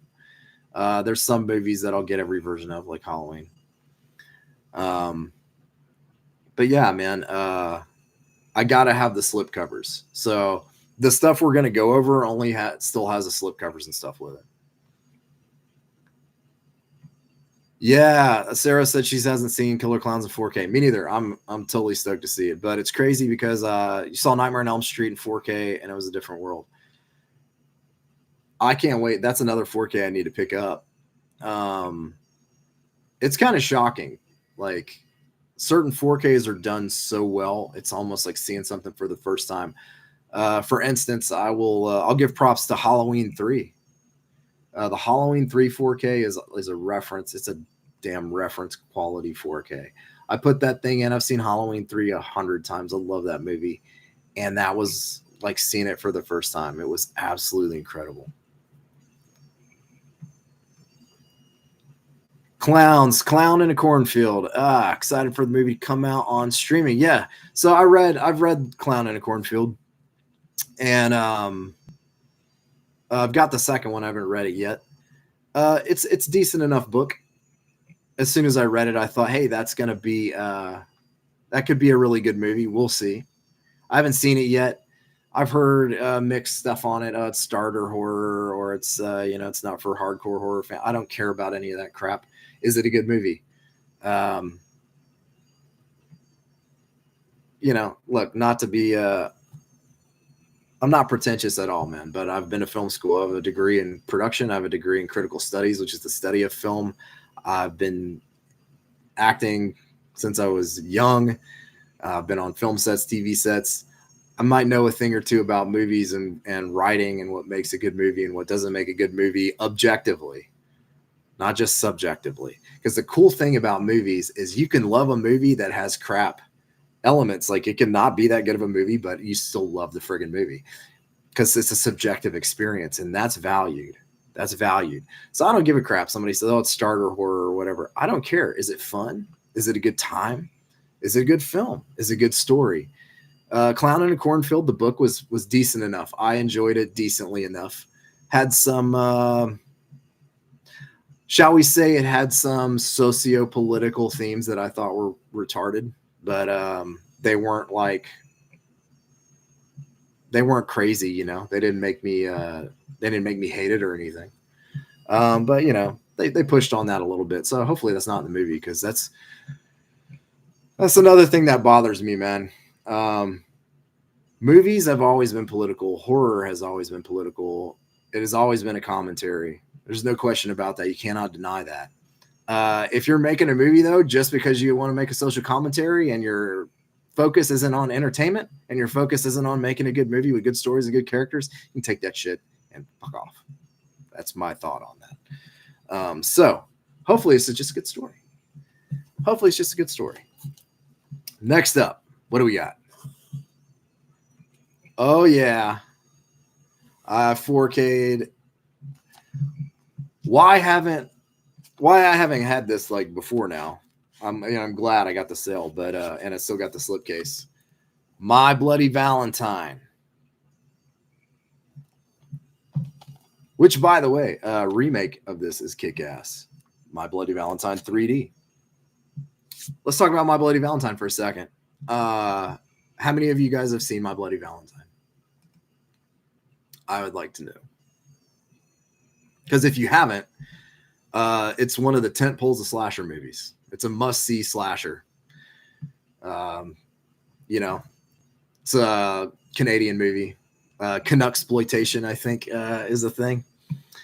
If you have not seen My Bloody Valentine original, you got to see it. It's a must watch. It's must watch. It's obviously takes place on Valentine's Day, around Valentine's Day. Again, this one is a 4K restoration and Dolby Vision. So I don't know if they had the original camera elements or not to this, but it is a 4K restoration, so they did restore it. This movie's been this movie is well liked, been around for a while. And if you want to talk about slashers that don't have sequels and should have sequels, and yeah, Sarah said, I got My Bloody Valentine. I watched that in 3D. Yeah, so like the remake in 3D with Jensen Ackles of Supernatural fame. I don't know if people remember this, but My Bloody Valentine 3D was the first digital 3D movie that came out at the movie theater, to my knowledge. It was before Avatar. And it was awesome. It was a hell of a lot of fun in the movie theater. My Bloody Valentine 3D. Yeah, the remake's just brutal and different. So like watch the original, watch the reimagining, and get into the story of Harry Warden. Yeah, My Bloody Valentine. So I'm looking forward to that one, man. That one's classic. I actually met the director at a film festival once, and his name is George Mahalka, and super nice guy. And he was trying to get together a sequel, and for a hot minute we were talking about it, and talking about maybe having a really good audition for that, for one of the main roles in a My Bloody Valentine sequel. There hasn't been a sequel to the 3D one either, the remake. So, I hope he gets to do it, because he had some cool ideas for it, from what I remember. And what a dream come true for anybody to be in a sequel, a direct sequel to one of the coolest slashers of all time. My Bloody Valentine. Never thought I would see total nudity in 3D. Yeah, no kidding. That was Piranha 3D and My Bloody Valentine 3D. They went there. They went all the way there. Chris digs slashers. I'm more of a paranormal or religious horror fan. Yeah, I love slashers. I love them. As a writer, I'm a lot more interested in supernatural horror. It's more interesting to me. Same with religious horror. Although, like, I don't know, man, a good slasher is sort of just like a good popcorn comfort movies, Hey, Danny, this is from Shout Factory, Scream Factory. So yeah, Shout Factory. This is my Shout Factory order. And by the way, like as Mr. Manch said, never thought I'd see total nudity in 3D. I can't remember the actress in My Bloody Valentine 3D that did that scene. I can't remember her name, but that is a brave, kick-ass soul. Kudos to you. That whole scene was crazy. Has a little person, a dwarf. Are you not allowed to say midget anymore? I don't know. I'm not trying to be cruel. But yeah, she's got a little person in there in that scene. That scene was nuts at the motel. That is a crazy ass scene. Yeah, amazing. Sarah says, I remember seeing Freddy's Dead at the theater in 3D. Yeah. And you would have to put your glasses on at certain times. I remember that. They were like, they'll cue you. I'm like, okay. Sounds like a good time. All right. What do we got next? Let's dive into some werewolf stuff. The Company of Wolves. The Company of Wolves. All right. See, this one is probably a little more off the beaten path than some of you might see, but maybe some of you seen it. This thing's from like what year is this from? Let me look. This is 1984. Okay. Neil Jordan, that Neil Jordan directed it. It's, man, what do you say about this? Well, first off, I'll tell you this is like a 4K scan of the original camera negative, Dolby Vision, DTS HD master audio. I can't wait to watch this. If you guys haven't seen In the Company of Wolves, this is a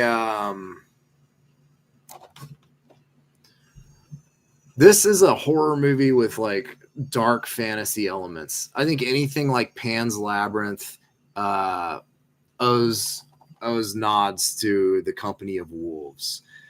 It's certainly a horror movie, but it has those elements of like a dark fantasy. It reminds me of like parts of Legend.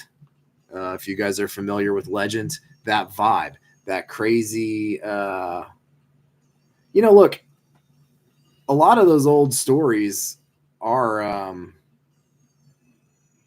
pretty horrific. Like the ones we grew up as, as kids, that they kidified for us. This feels like one of those, The Company of Wolves. It's crazy. It's Neil Jordan. If you guys don't know Neil Jordan, he directed Interview with a Vampire. He's a really good director. He's a kick-ass director. The Company of Wolves is basically Little Red Riding Hood. Yeah. Sarah said Neil Jordan, Interview the Vampire, my obsession. Yeah. He's a great director. Me too. I've got a VHS, The Company of Wolves. It's so good. So like, and I don't think my girl Jen has seen The Company of Wolves. So I'm super stoked to plug this in. But yeah, this is a dark fantasy horror movie. If you haven't seen The Company of Wolves, certainly highly recommend it. I'm pretty excited about this. Like you read the it's a 2022 4K scan of the original camera negative. It's in Dolby Vision. You've got, like I said, DTS HD master audio 2.0. Yeah, it's got new commentary on it as well. So I don't know how many of you guys like to listen to commentary. I love listening to commentary on movies that I love and hearing where the director was kind of at and what he was thinking about. But yeah, man, Company of Wolves. Company of Wolves. All right, next. Don't stray from the path. Man. All right, what's next? Matinee. I hear from my buddy Chase that this is a reference quality 4K, man. That this thing is incredible. So, Matinee. Okay, so this one is maybe off the beaten path too for a lot of people. Matinee is Joe Dante, right? Joe Dante directed this. Joe Dante, look, man, I'm gonna bring up his IMDb because, Howling, Gremlins, Explorers, one of my favorite movies of all time.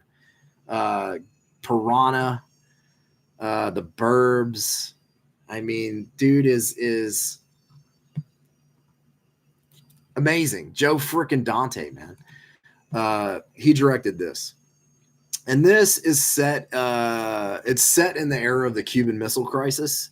And it's like a coming of age, like growing up kind of story. John Goodman plays this kind of like huckster guy coming into town.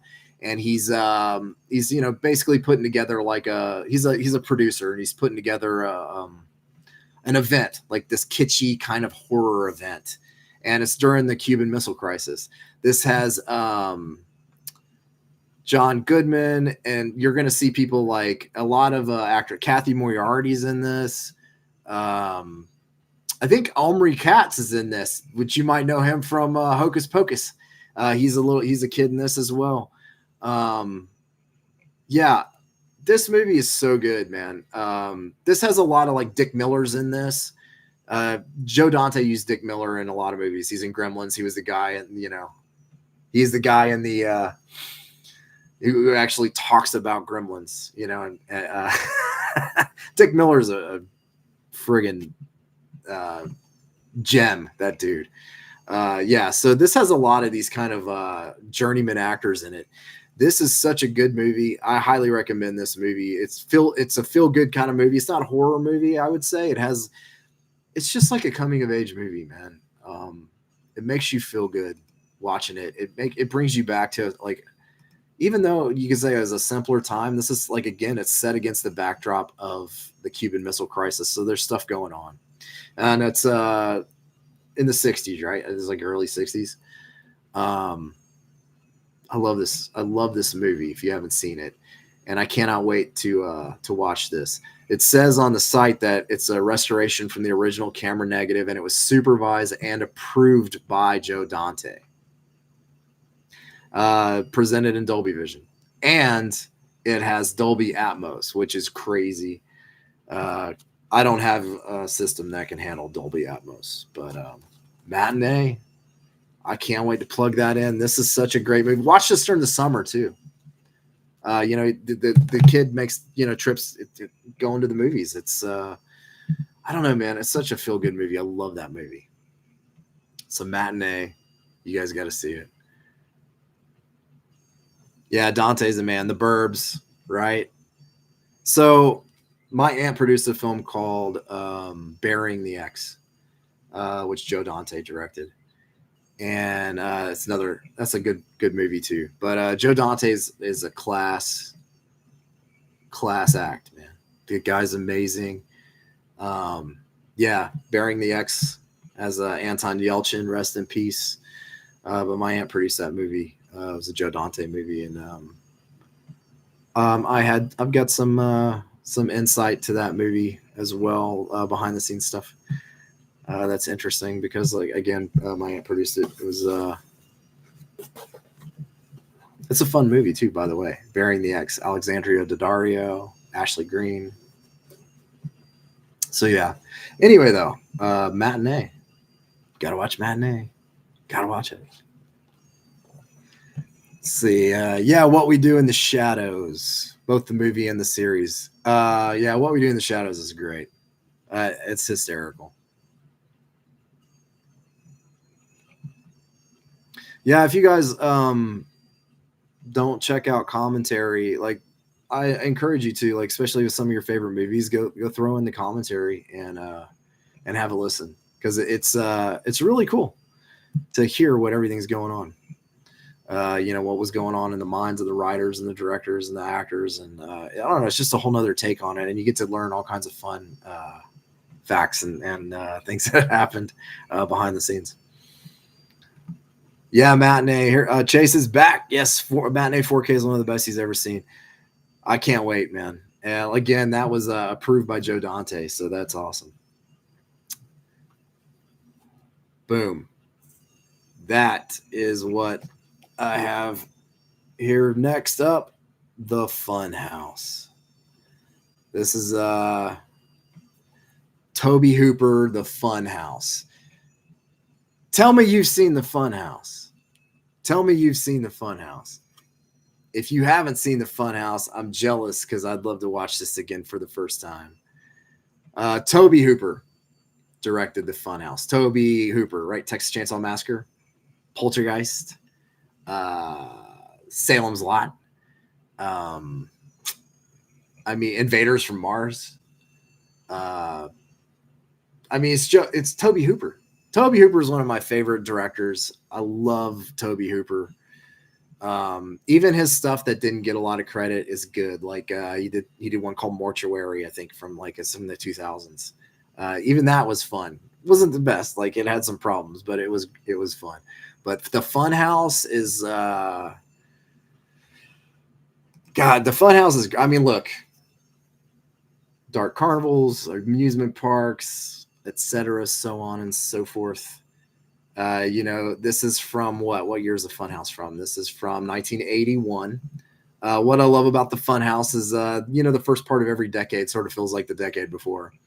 And the Funhouse has that. Like, it's got a 70s vibe a little bit, like a late 70s, early 80s vibe.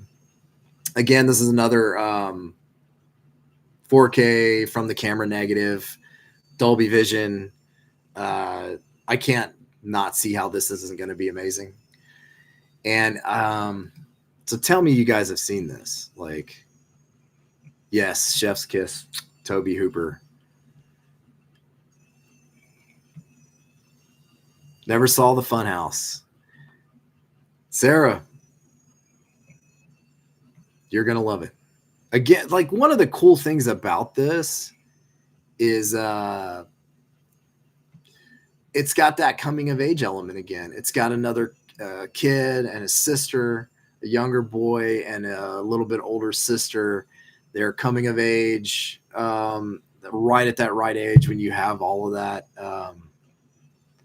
That you're caught between innocence and things that you know about the world, and you're growing up and you're going out and you have that imaginative spirit and that intrepid, adventurous spirit. And of course, the kid sneaks out to go to the fun house. And the sister and her friends are there as well, doing things they probably shouldn't do. And yeah, it's going to go from there. No spoilers if you haven't seen this. Friggin' can't wait to watch this. It's one of my favorite movies. Sounds like Silver Bullet, but with a fun house. Yeah, I mean, kind of. Silver Bullet kind of goes through time, and this is like one night, but it has that same spirit. Except you get one of my favorite things too as a writer and just as a fan is when you get movies that have a perspective of, like, those ages from like 9 to 12 years old when you're, that part of your youth. And then it also has the perspective of the sister and her friends who are older teenagers. So I love that. Yeah, the Funhouse. By the way, my mom hates this movie. It scared the absolute shit out of her. All right. Funhouse is one of Mr. Manchin's faves ever. Dude, yeah. I love it. I love it, man. It's such a good movie.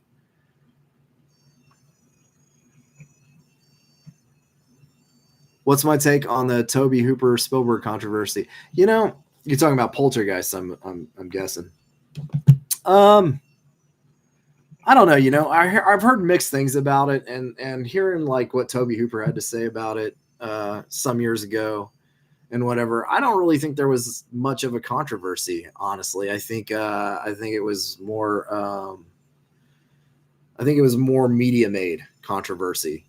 If you ask Spielberg and you ask Hooper, Spielberg executive produced, popped on set, as a producer does. And Hooper did the directing duties. Tobe Hooper, before he did Poltergeist, he had done the Funhouse. He had done let's go do the list. Eaten Alive, kick-ass movie. But he'd done Texas Chainsaw Massacre, Salem's Lot, the Funhouse, Venom, by the way, Killer Snake movie. He'd done all that before he stepped onto Poltergeist.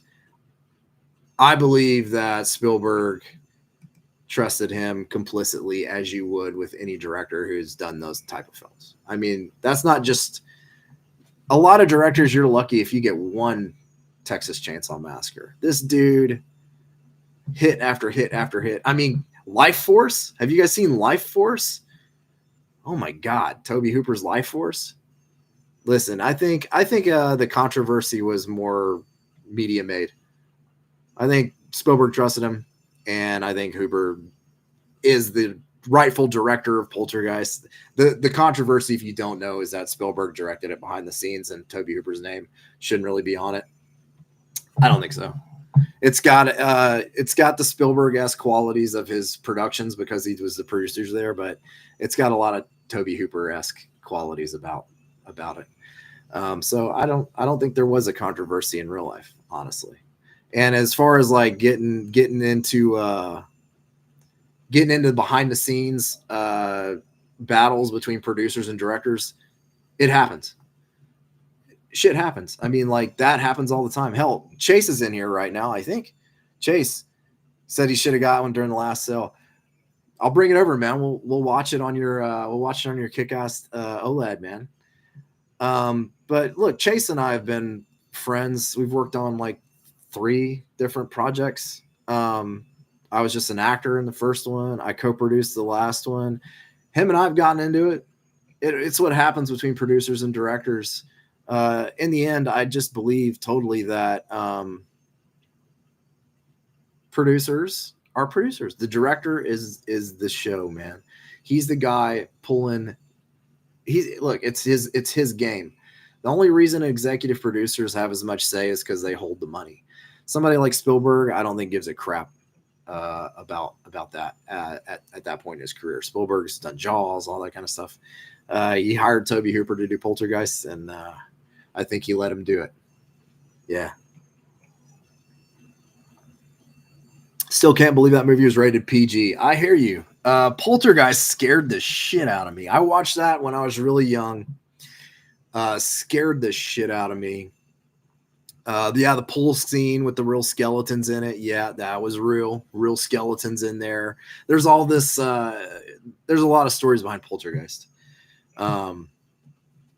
Maybe we'll talk about it another time because that would be a fun video to do. I love Poltergeist. I love Poltergeist 2, and I love Poltergeist 3. And rest in peace, Heather O'Rourke.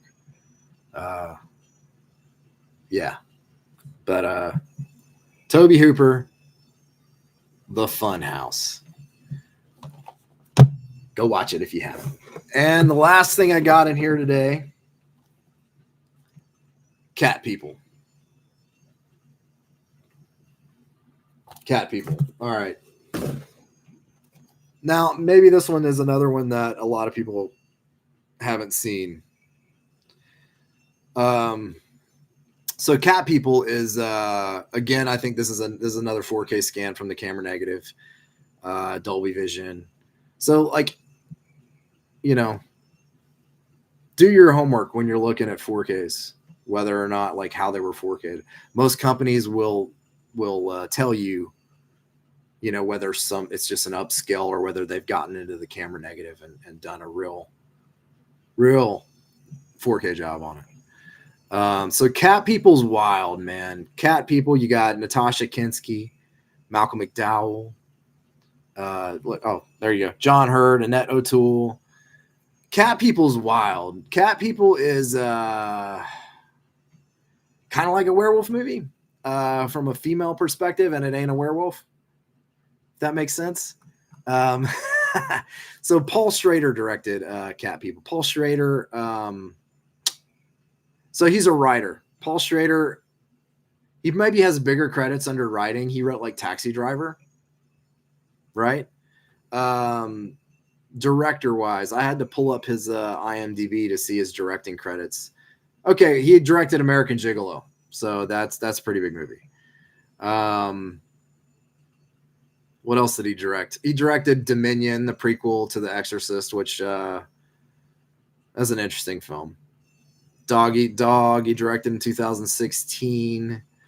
But as a writer, I think he's known more as a writer. I mean, like he did Last Temptation of Christ, he did Taxi Driver, he did Mosquito Coast. Man, that's a kick-ass movie.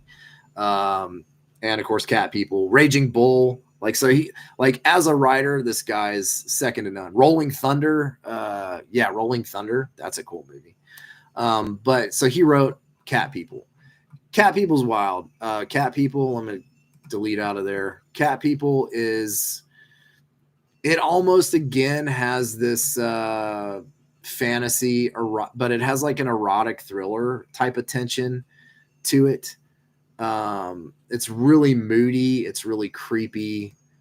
Natasha Kinski is awesome in this. This is a pretty wild movie. Cat People. I haven't seen it in a while. It's been a minute. I remember it being very moody, very vibey, avant-garde, really gorgeous shots in here. I remember really good lighting. So I'm really stoked to revisit this one. I haven't seen this in a long time. It's been a minute. But Cat People, that's the last 4K I got in my box here. So look at all of that. Look at all of that. And again, I recommend that Physical Forever Club. You know, get a little bit of money back. But Cat People, that way you can use on your next order. Funhouse, Matinee. Everybody go watch Matinee. The Company Wolves. My Bloody Valentine, one of the best slashers ever. And Killer Clowns from Outer Space. Steelbook. Lair of the White Worm. Yes, that is a crazy movie. I have the Vestron. I think Vestron released that on Blu-ray. Yeah, Mr. Mansion. There's a Bowie song in Cat People. Was another thing that was helped the movie, made it a little more famous. You know, I've never burned Kringle's Black Cat. I don't have Black Cat. I hear good things about it. Cat People is naughty. It is, and nuts. It is naughty. It's an erotic thriller monster movie. Yeah. Kick ass. And if you like a good thriller, you know, I'm talking you know, like Body Double, and like even something like elements of something even like Rear Window, or things that unfold in a sort of a bizarre kind of a way. That's Cat People. It's a good one, man. It's a good one. Wicks and Flicks. Yeah, baby. Wicks and Flicks. That's a good name. It's a good name. Poltergeist 2 is reference quality. Oh, yeah. That's awesome. Do I have Poltergeist 2 in 4K? I don't know. I'll have to look. God is in his holy temple. Dude, Poltergeist 2. Poltergeist 3 is amazing, by the way. That movie gets a lot of hate, and it shouldn't. That is a kick-ass movie. Yeah, man. So I'm calling my movie and candles thing Cinewax. So Wicks and Flicks. I like that too, though. Yeah, Lair of the White Worm. So Witch Knows Ass if I've ever seen Lair of the White Worm. Lair of the White Worm is another movie, Cat People-esque, very wild, very maybe sensual. Hugh Grant is in that one. It's also pretty funny, even though it's not a comedy per se. It's like what you would call like a dark comedy or black comedy. It has elements of it. Reminds me of The Substance in that way. The Substance was a movie that was hysterical, but like, you know, it's hysterical because the situation is fucking crazy. So, yeah.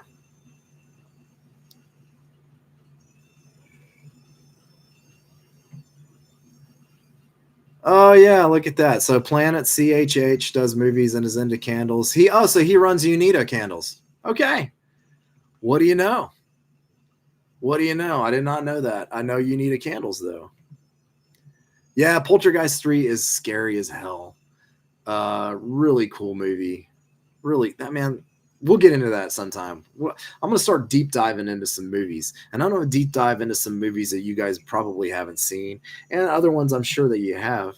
But we'll deep dive into it. You know, I'll bring, you know, my knowledge of filmmaking and experience and whatever, and just talk about, you know, talk about why some of these movies need a second look, or, you know, just engage in some fun chat. I love talking about movies and art and candles and everything, because it brings another perspective. You bring everybody into it and you start talking about it, and you get these different type of perspectives.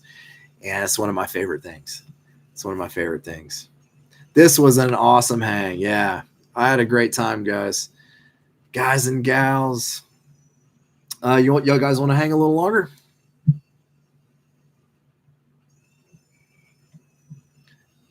I actually am not gonna be too crazy today. I work through the weekends, but today I'm fried. I knew I was gonna do this, and then I was like, I might watch one of these things. So I've got time. I can hang. If you guys want to hang, let's hang. What do you want to talk about? Let's talk about movies. Let's talk about candles. Let's talk about whatever the hell you want to talk about.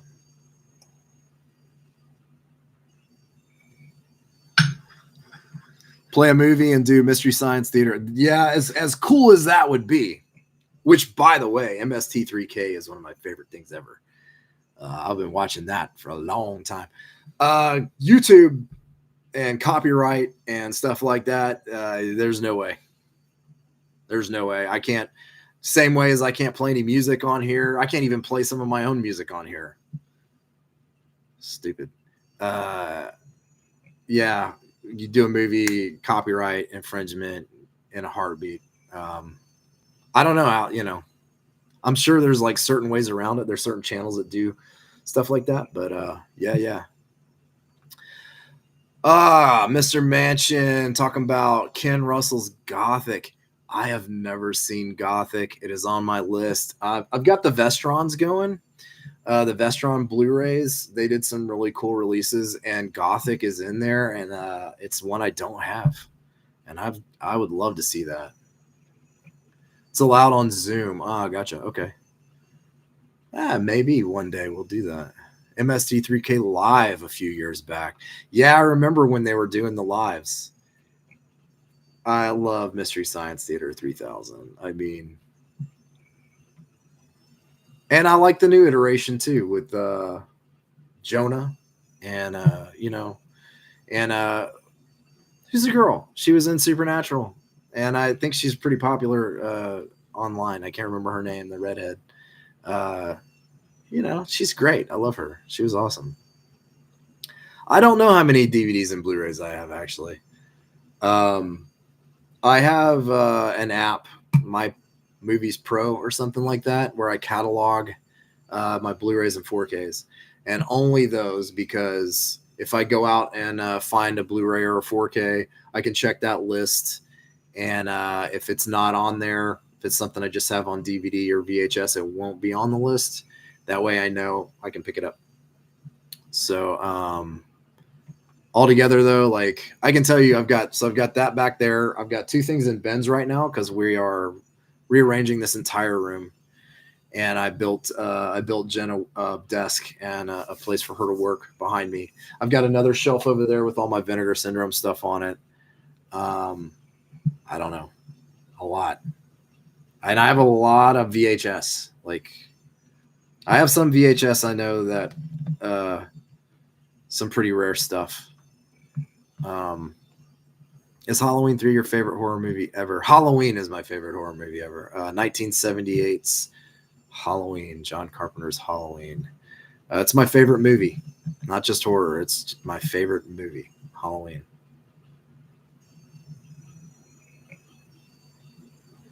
Yeah, it'd be cool to play a movie, like hang out and watch a movie together. You'd be surprised. It's like, so if it's allowed on Zoom, that's interesting. I'll have to look into it. It'd be fun to do. Yeah, it'd be real fun to do.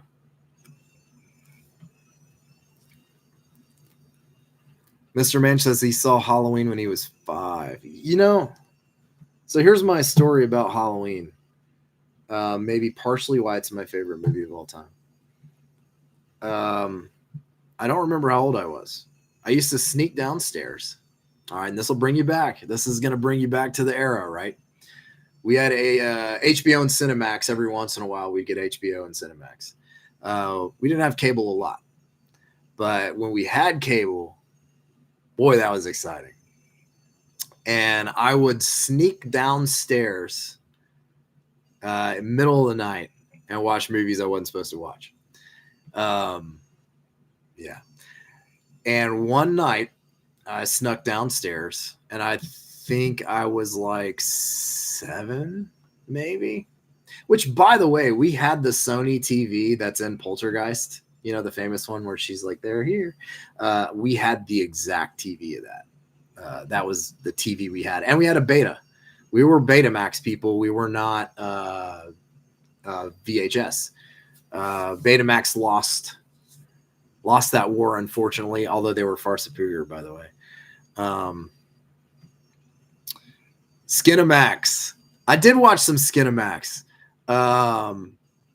But they played all the horror movies and stuff too on HBO late at night. That's where I watched The Hitcher for the first time, stuff like that. But I snuck downstairs as far as let's get back to the Halloween story. Don't get off task. I snuck downstairs 7, and I turned the TV on. I tried to turn it on with the remote, and it wouldn't turn on. So I had to go up to the TV, press a button. And I went and I pressed the button and turned it on HBO, sat back on the couch. And it was Halloween. It's the scene where Michael is going after Laurie, who's hiding in the closet. I'm 7 years old. Closet's a safe space for a kid. You go hide in your closet.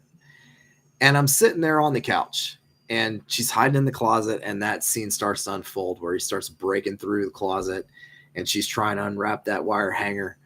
And it scared the shit out of me so bad that I wanted to run, but I knew I needed to turn the TV off. And I was too scared to get too close to the TV to turn it off. That's how bad Michael Myers scared me, and Halloween scared me. And I had nightmares. So I ended up running up and turning it off and to my room. And I had nightmares about the boogeyman for years. Michael Myers, the boogeyman. And now it's my favorite movie. So go figure how that goes. Horror with lots of boobies. So the best kind of horror. Remember, they would let you watch the first 10 minutes of a movie on pay-per-view, and then they would shut it off. Yeah. I think you watched the beginning of Tombstone 20 times. Yeah, Tombstone. Val Kilmer, rest in peace. Tombstone. What a great movie. What a great movie. But yeah, that's my Halloween story. I had nightmares about Michael Myers for the longest time.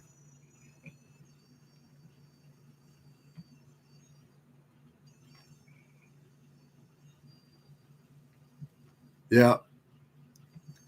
Yeah, Halloween 3. So Halloween 3, look, Halloween 3 is interesting because everybody hated it. Everybody hated Halloween 3. I loved it. I always loved it. Even when I was young, it came on. I think I caught it. I think I was maybe 11, 10 or 11, maybe when I watched it. I was never confused that Michael Myers was going to be in the movie. I knew he wasn't going to be in the movie. So I guess I dodged that bullet. I mean, I would have been pissed if I would have thought he was going to be in there and then he wasn't. Which, so the Halloween 3 thing is I've been defending Halloween 3 for so long that the fact that it's popular now is almost aggravating because so many people hated it for so long. And I had to defend why it was a great movie. And most people just hated it because they thought Michael Myers was going to be in it, and he wasn't. And so I went back and I watched the ads to go, okay, you're going to argue with me about Halloween 3 not having Michael Myers in it. You thought I had Michael Myers in it. Let me go see the ads. See if you have a leg to stand on why you should have ever thought that he was in the movie. I saw the ads. So maybe if you went in blind, and look, a lot more people went into the movies blind. They're like, it's a Halloween movie, I'm going. I get it. For anyone that saw an ad, even a freaking ad in the newspaper, it's pretty clear he's not in the movie. It's on you.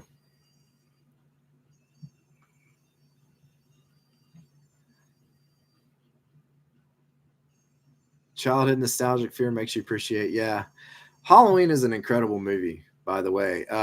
Until the Blair Witch, it was the most successful independent movie of all time. Chase says, I freely admit I didn't love H3 until I was older. I love it, though. I defend H2O as well, though. Chase and I, we align a lot on stuff. H2O. Halloween H2O is very beloved. And I will take Halloween H2O to task. I think it is.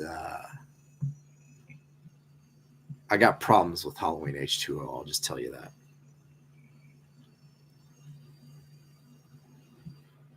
Yeah, I used to secretly set up a VCR to record in the middle of the night. That's good thinking. That's good thinking. See, we had all our Betamax tapes. I saved a bunch of them, even though they were moldy. I still packed them up and put them in a box because those were the tapes that I grew up watching. You know, we'd record everything off of cable.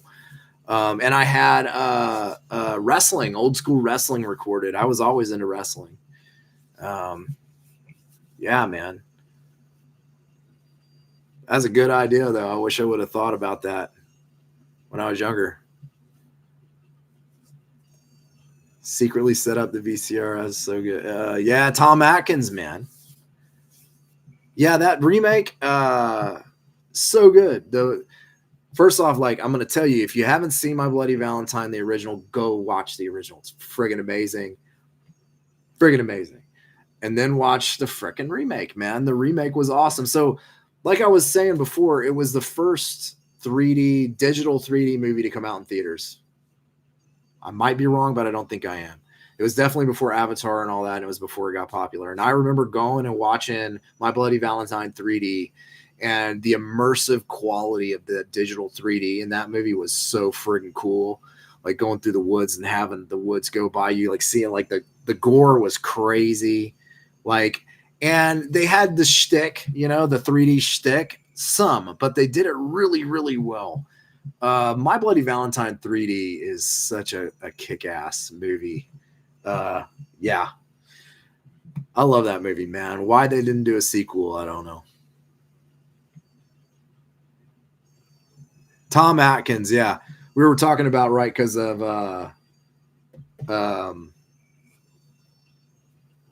what were we talking about, Tom? Oh, Night of the Creeps. Thrill Me. I love Tom Atkins. Halloween 3. Yeah. Amazing. Yeah, and Tom Atkins is in My Bloody Valentine 3D. So, and Jensen Ackles. All right, so one thing you got to know is I love Supernatural. Jensen Ackles, Jared Padalecki, Supernatural. Started watching it from day one. Was excited when they started dropping the ads saying, "I'll check out this new show." I love some Supernatural. Nothing gets a free pass. It fell off sometimes. It really did. They only had 5 seasons really planned out. It got crazy. I'm still arguing about the last season with myself, but Supernatural. Jensen Ackles, Jared Padalecki. Hey, you know what? Let's talk about Jared Padalecki. Let's talk about a movie that got shit all over when it came out. That is one of the best slasher horror movies of its era, and I'm talking about the House of Wax remake. The House of Wax remake is badass. I'm convinced that if you don't like the House of Wax remake, you just probably wanted to hate it because of Paris Hilton or something, or you've never seen it. If you go into a movie like this, chances are you're not going to like it. It's going to have to do something extra special to impress you. House of Wax, look, I remember when it came out, I was working at Alamo Drafthouse in Austin, Texas. And I got the job to serve in that theater. And I'll tell you this, nobody likes serving Alamo Drafthouse. Horror movies used to be, I don't know if it is now, but the horror movies used to draw the crowds that don't tip. Just is what it is. There are certain movies it's like, I'm working that, it ain't going to be a tip. Here's the thing that's interesting about psychology in movies, working at the Alamo Drafthouse. If a movie was really good, your tips went up. People enjoyed themselves, your tips went up. House of Wax came out. We usually got to preview the movies, a couple days before. We would get the prints. This is back in the day, We get the prints, and we got to preview them. And I didn't get to see the preview of House of Wax. I think like them basing their ad campaign around Paris Hilton was kind of silly. House of Wax was amazing. I went in and worked it, and I was, you get to see a little bit of it as you're working. It's on the screen, and I was like, wow, this seems way better than it should be. And I was like, okay, about halfway through, I'm like, I'm going to make sure not to pay attention because I'm going to stay and watch this when I get cut. And all my tips were great. Everybody loved the movie that saw it. My theater wasn't packed, but it had more people in it than I thought would be there. I got cut. I caught the last show, had my beer, had my burger, watched House of Wax, and it was incredible. House of Wax is not really a remake of House of Wax. Vincent Price's House of Wax 3D. House of Wax, and I'll go to my grave saying this, House of Wax is a remake of a movie called Tourist Trap. That is what it most resembles. If you haven't seen Tourist Trap, you got to check out Tourist Trap. That movie's nuts. But House of Wax is a lot more like Tourist Trap. But really well made. Better than, like, Wrong Turn came out. House of Wax kicks Wrong Turn's ass. House of Wax kicks Final Destination 1's ass. House of Wax kicks a lot of asses of movies that are considered upper echelon in that time period, and House of Wax kicks its ass. So go watch House of Wax, man.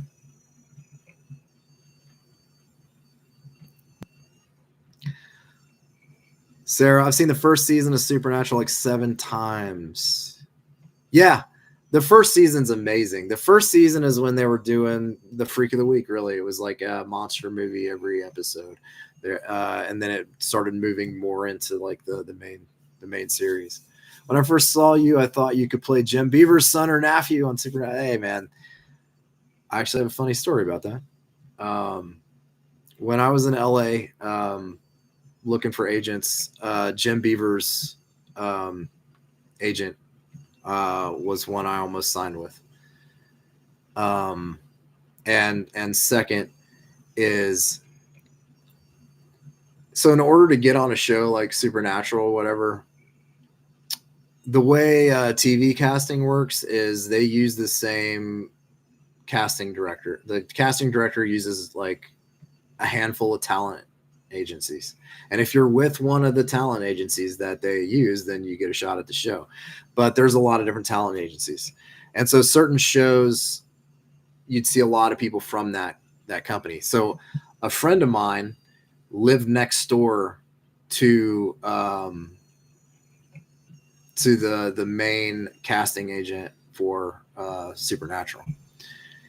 And I was all about writing. I've written a scene I wanted to film. Actually, I rented a little I wrote a short film that I wanted to shoot, a Supernatural short film that had me being a son of Bobby Singer that he didn't know about. And I wrote the whole little short film of it. Chase, I was actually gonna talk to you about directing it. And I wanted to shoot it. It would have been a very short, like 5 minutes or so. Cool thing about doing stuff like that has to go to the public is you can use whatever music you want. You can use whatever you want because it's not for public. And so I had written a whole thing where I played Jim Beaver's son, Bobby Singer's son. And I wanted to film it and give it to them and say, hey, put me on the show. Put me on the show, even if it's just a small part, even if it's just like, one of the main characters in one of the episodes that gets killed or something, whatever. But yeah, I had a whole plan to do that. And Chase actually directed a film called Bring Me a Dream. And I was a co-producer on Bring Me a Dream. And there's a cop in Bring Me a Dream, and his name is Robert Singer. And whoever was supposed to play Robert Singer did not show, and so I stepped in to play Robert Singer. And so I am Bobby Singer in Bring Me a Dream. But not that Bobby. This is just the name of the character. But there's some fun Jim Beaver references. And so that's kind of cool, man. I appreciate that.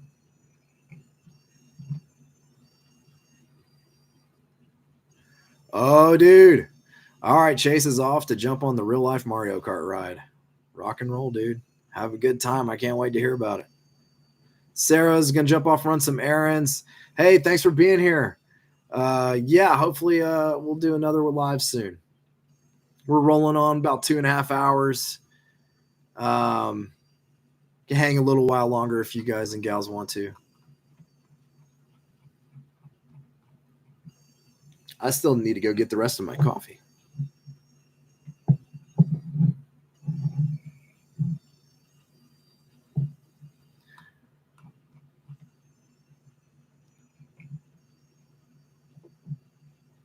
Well, I think we're running out of steam, guys.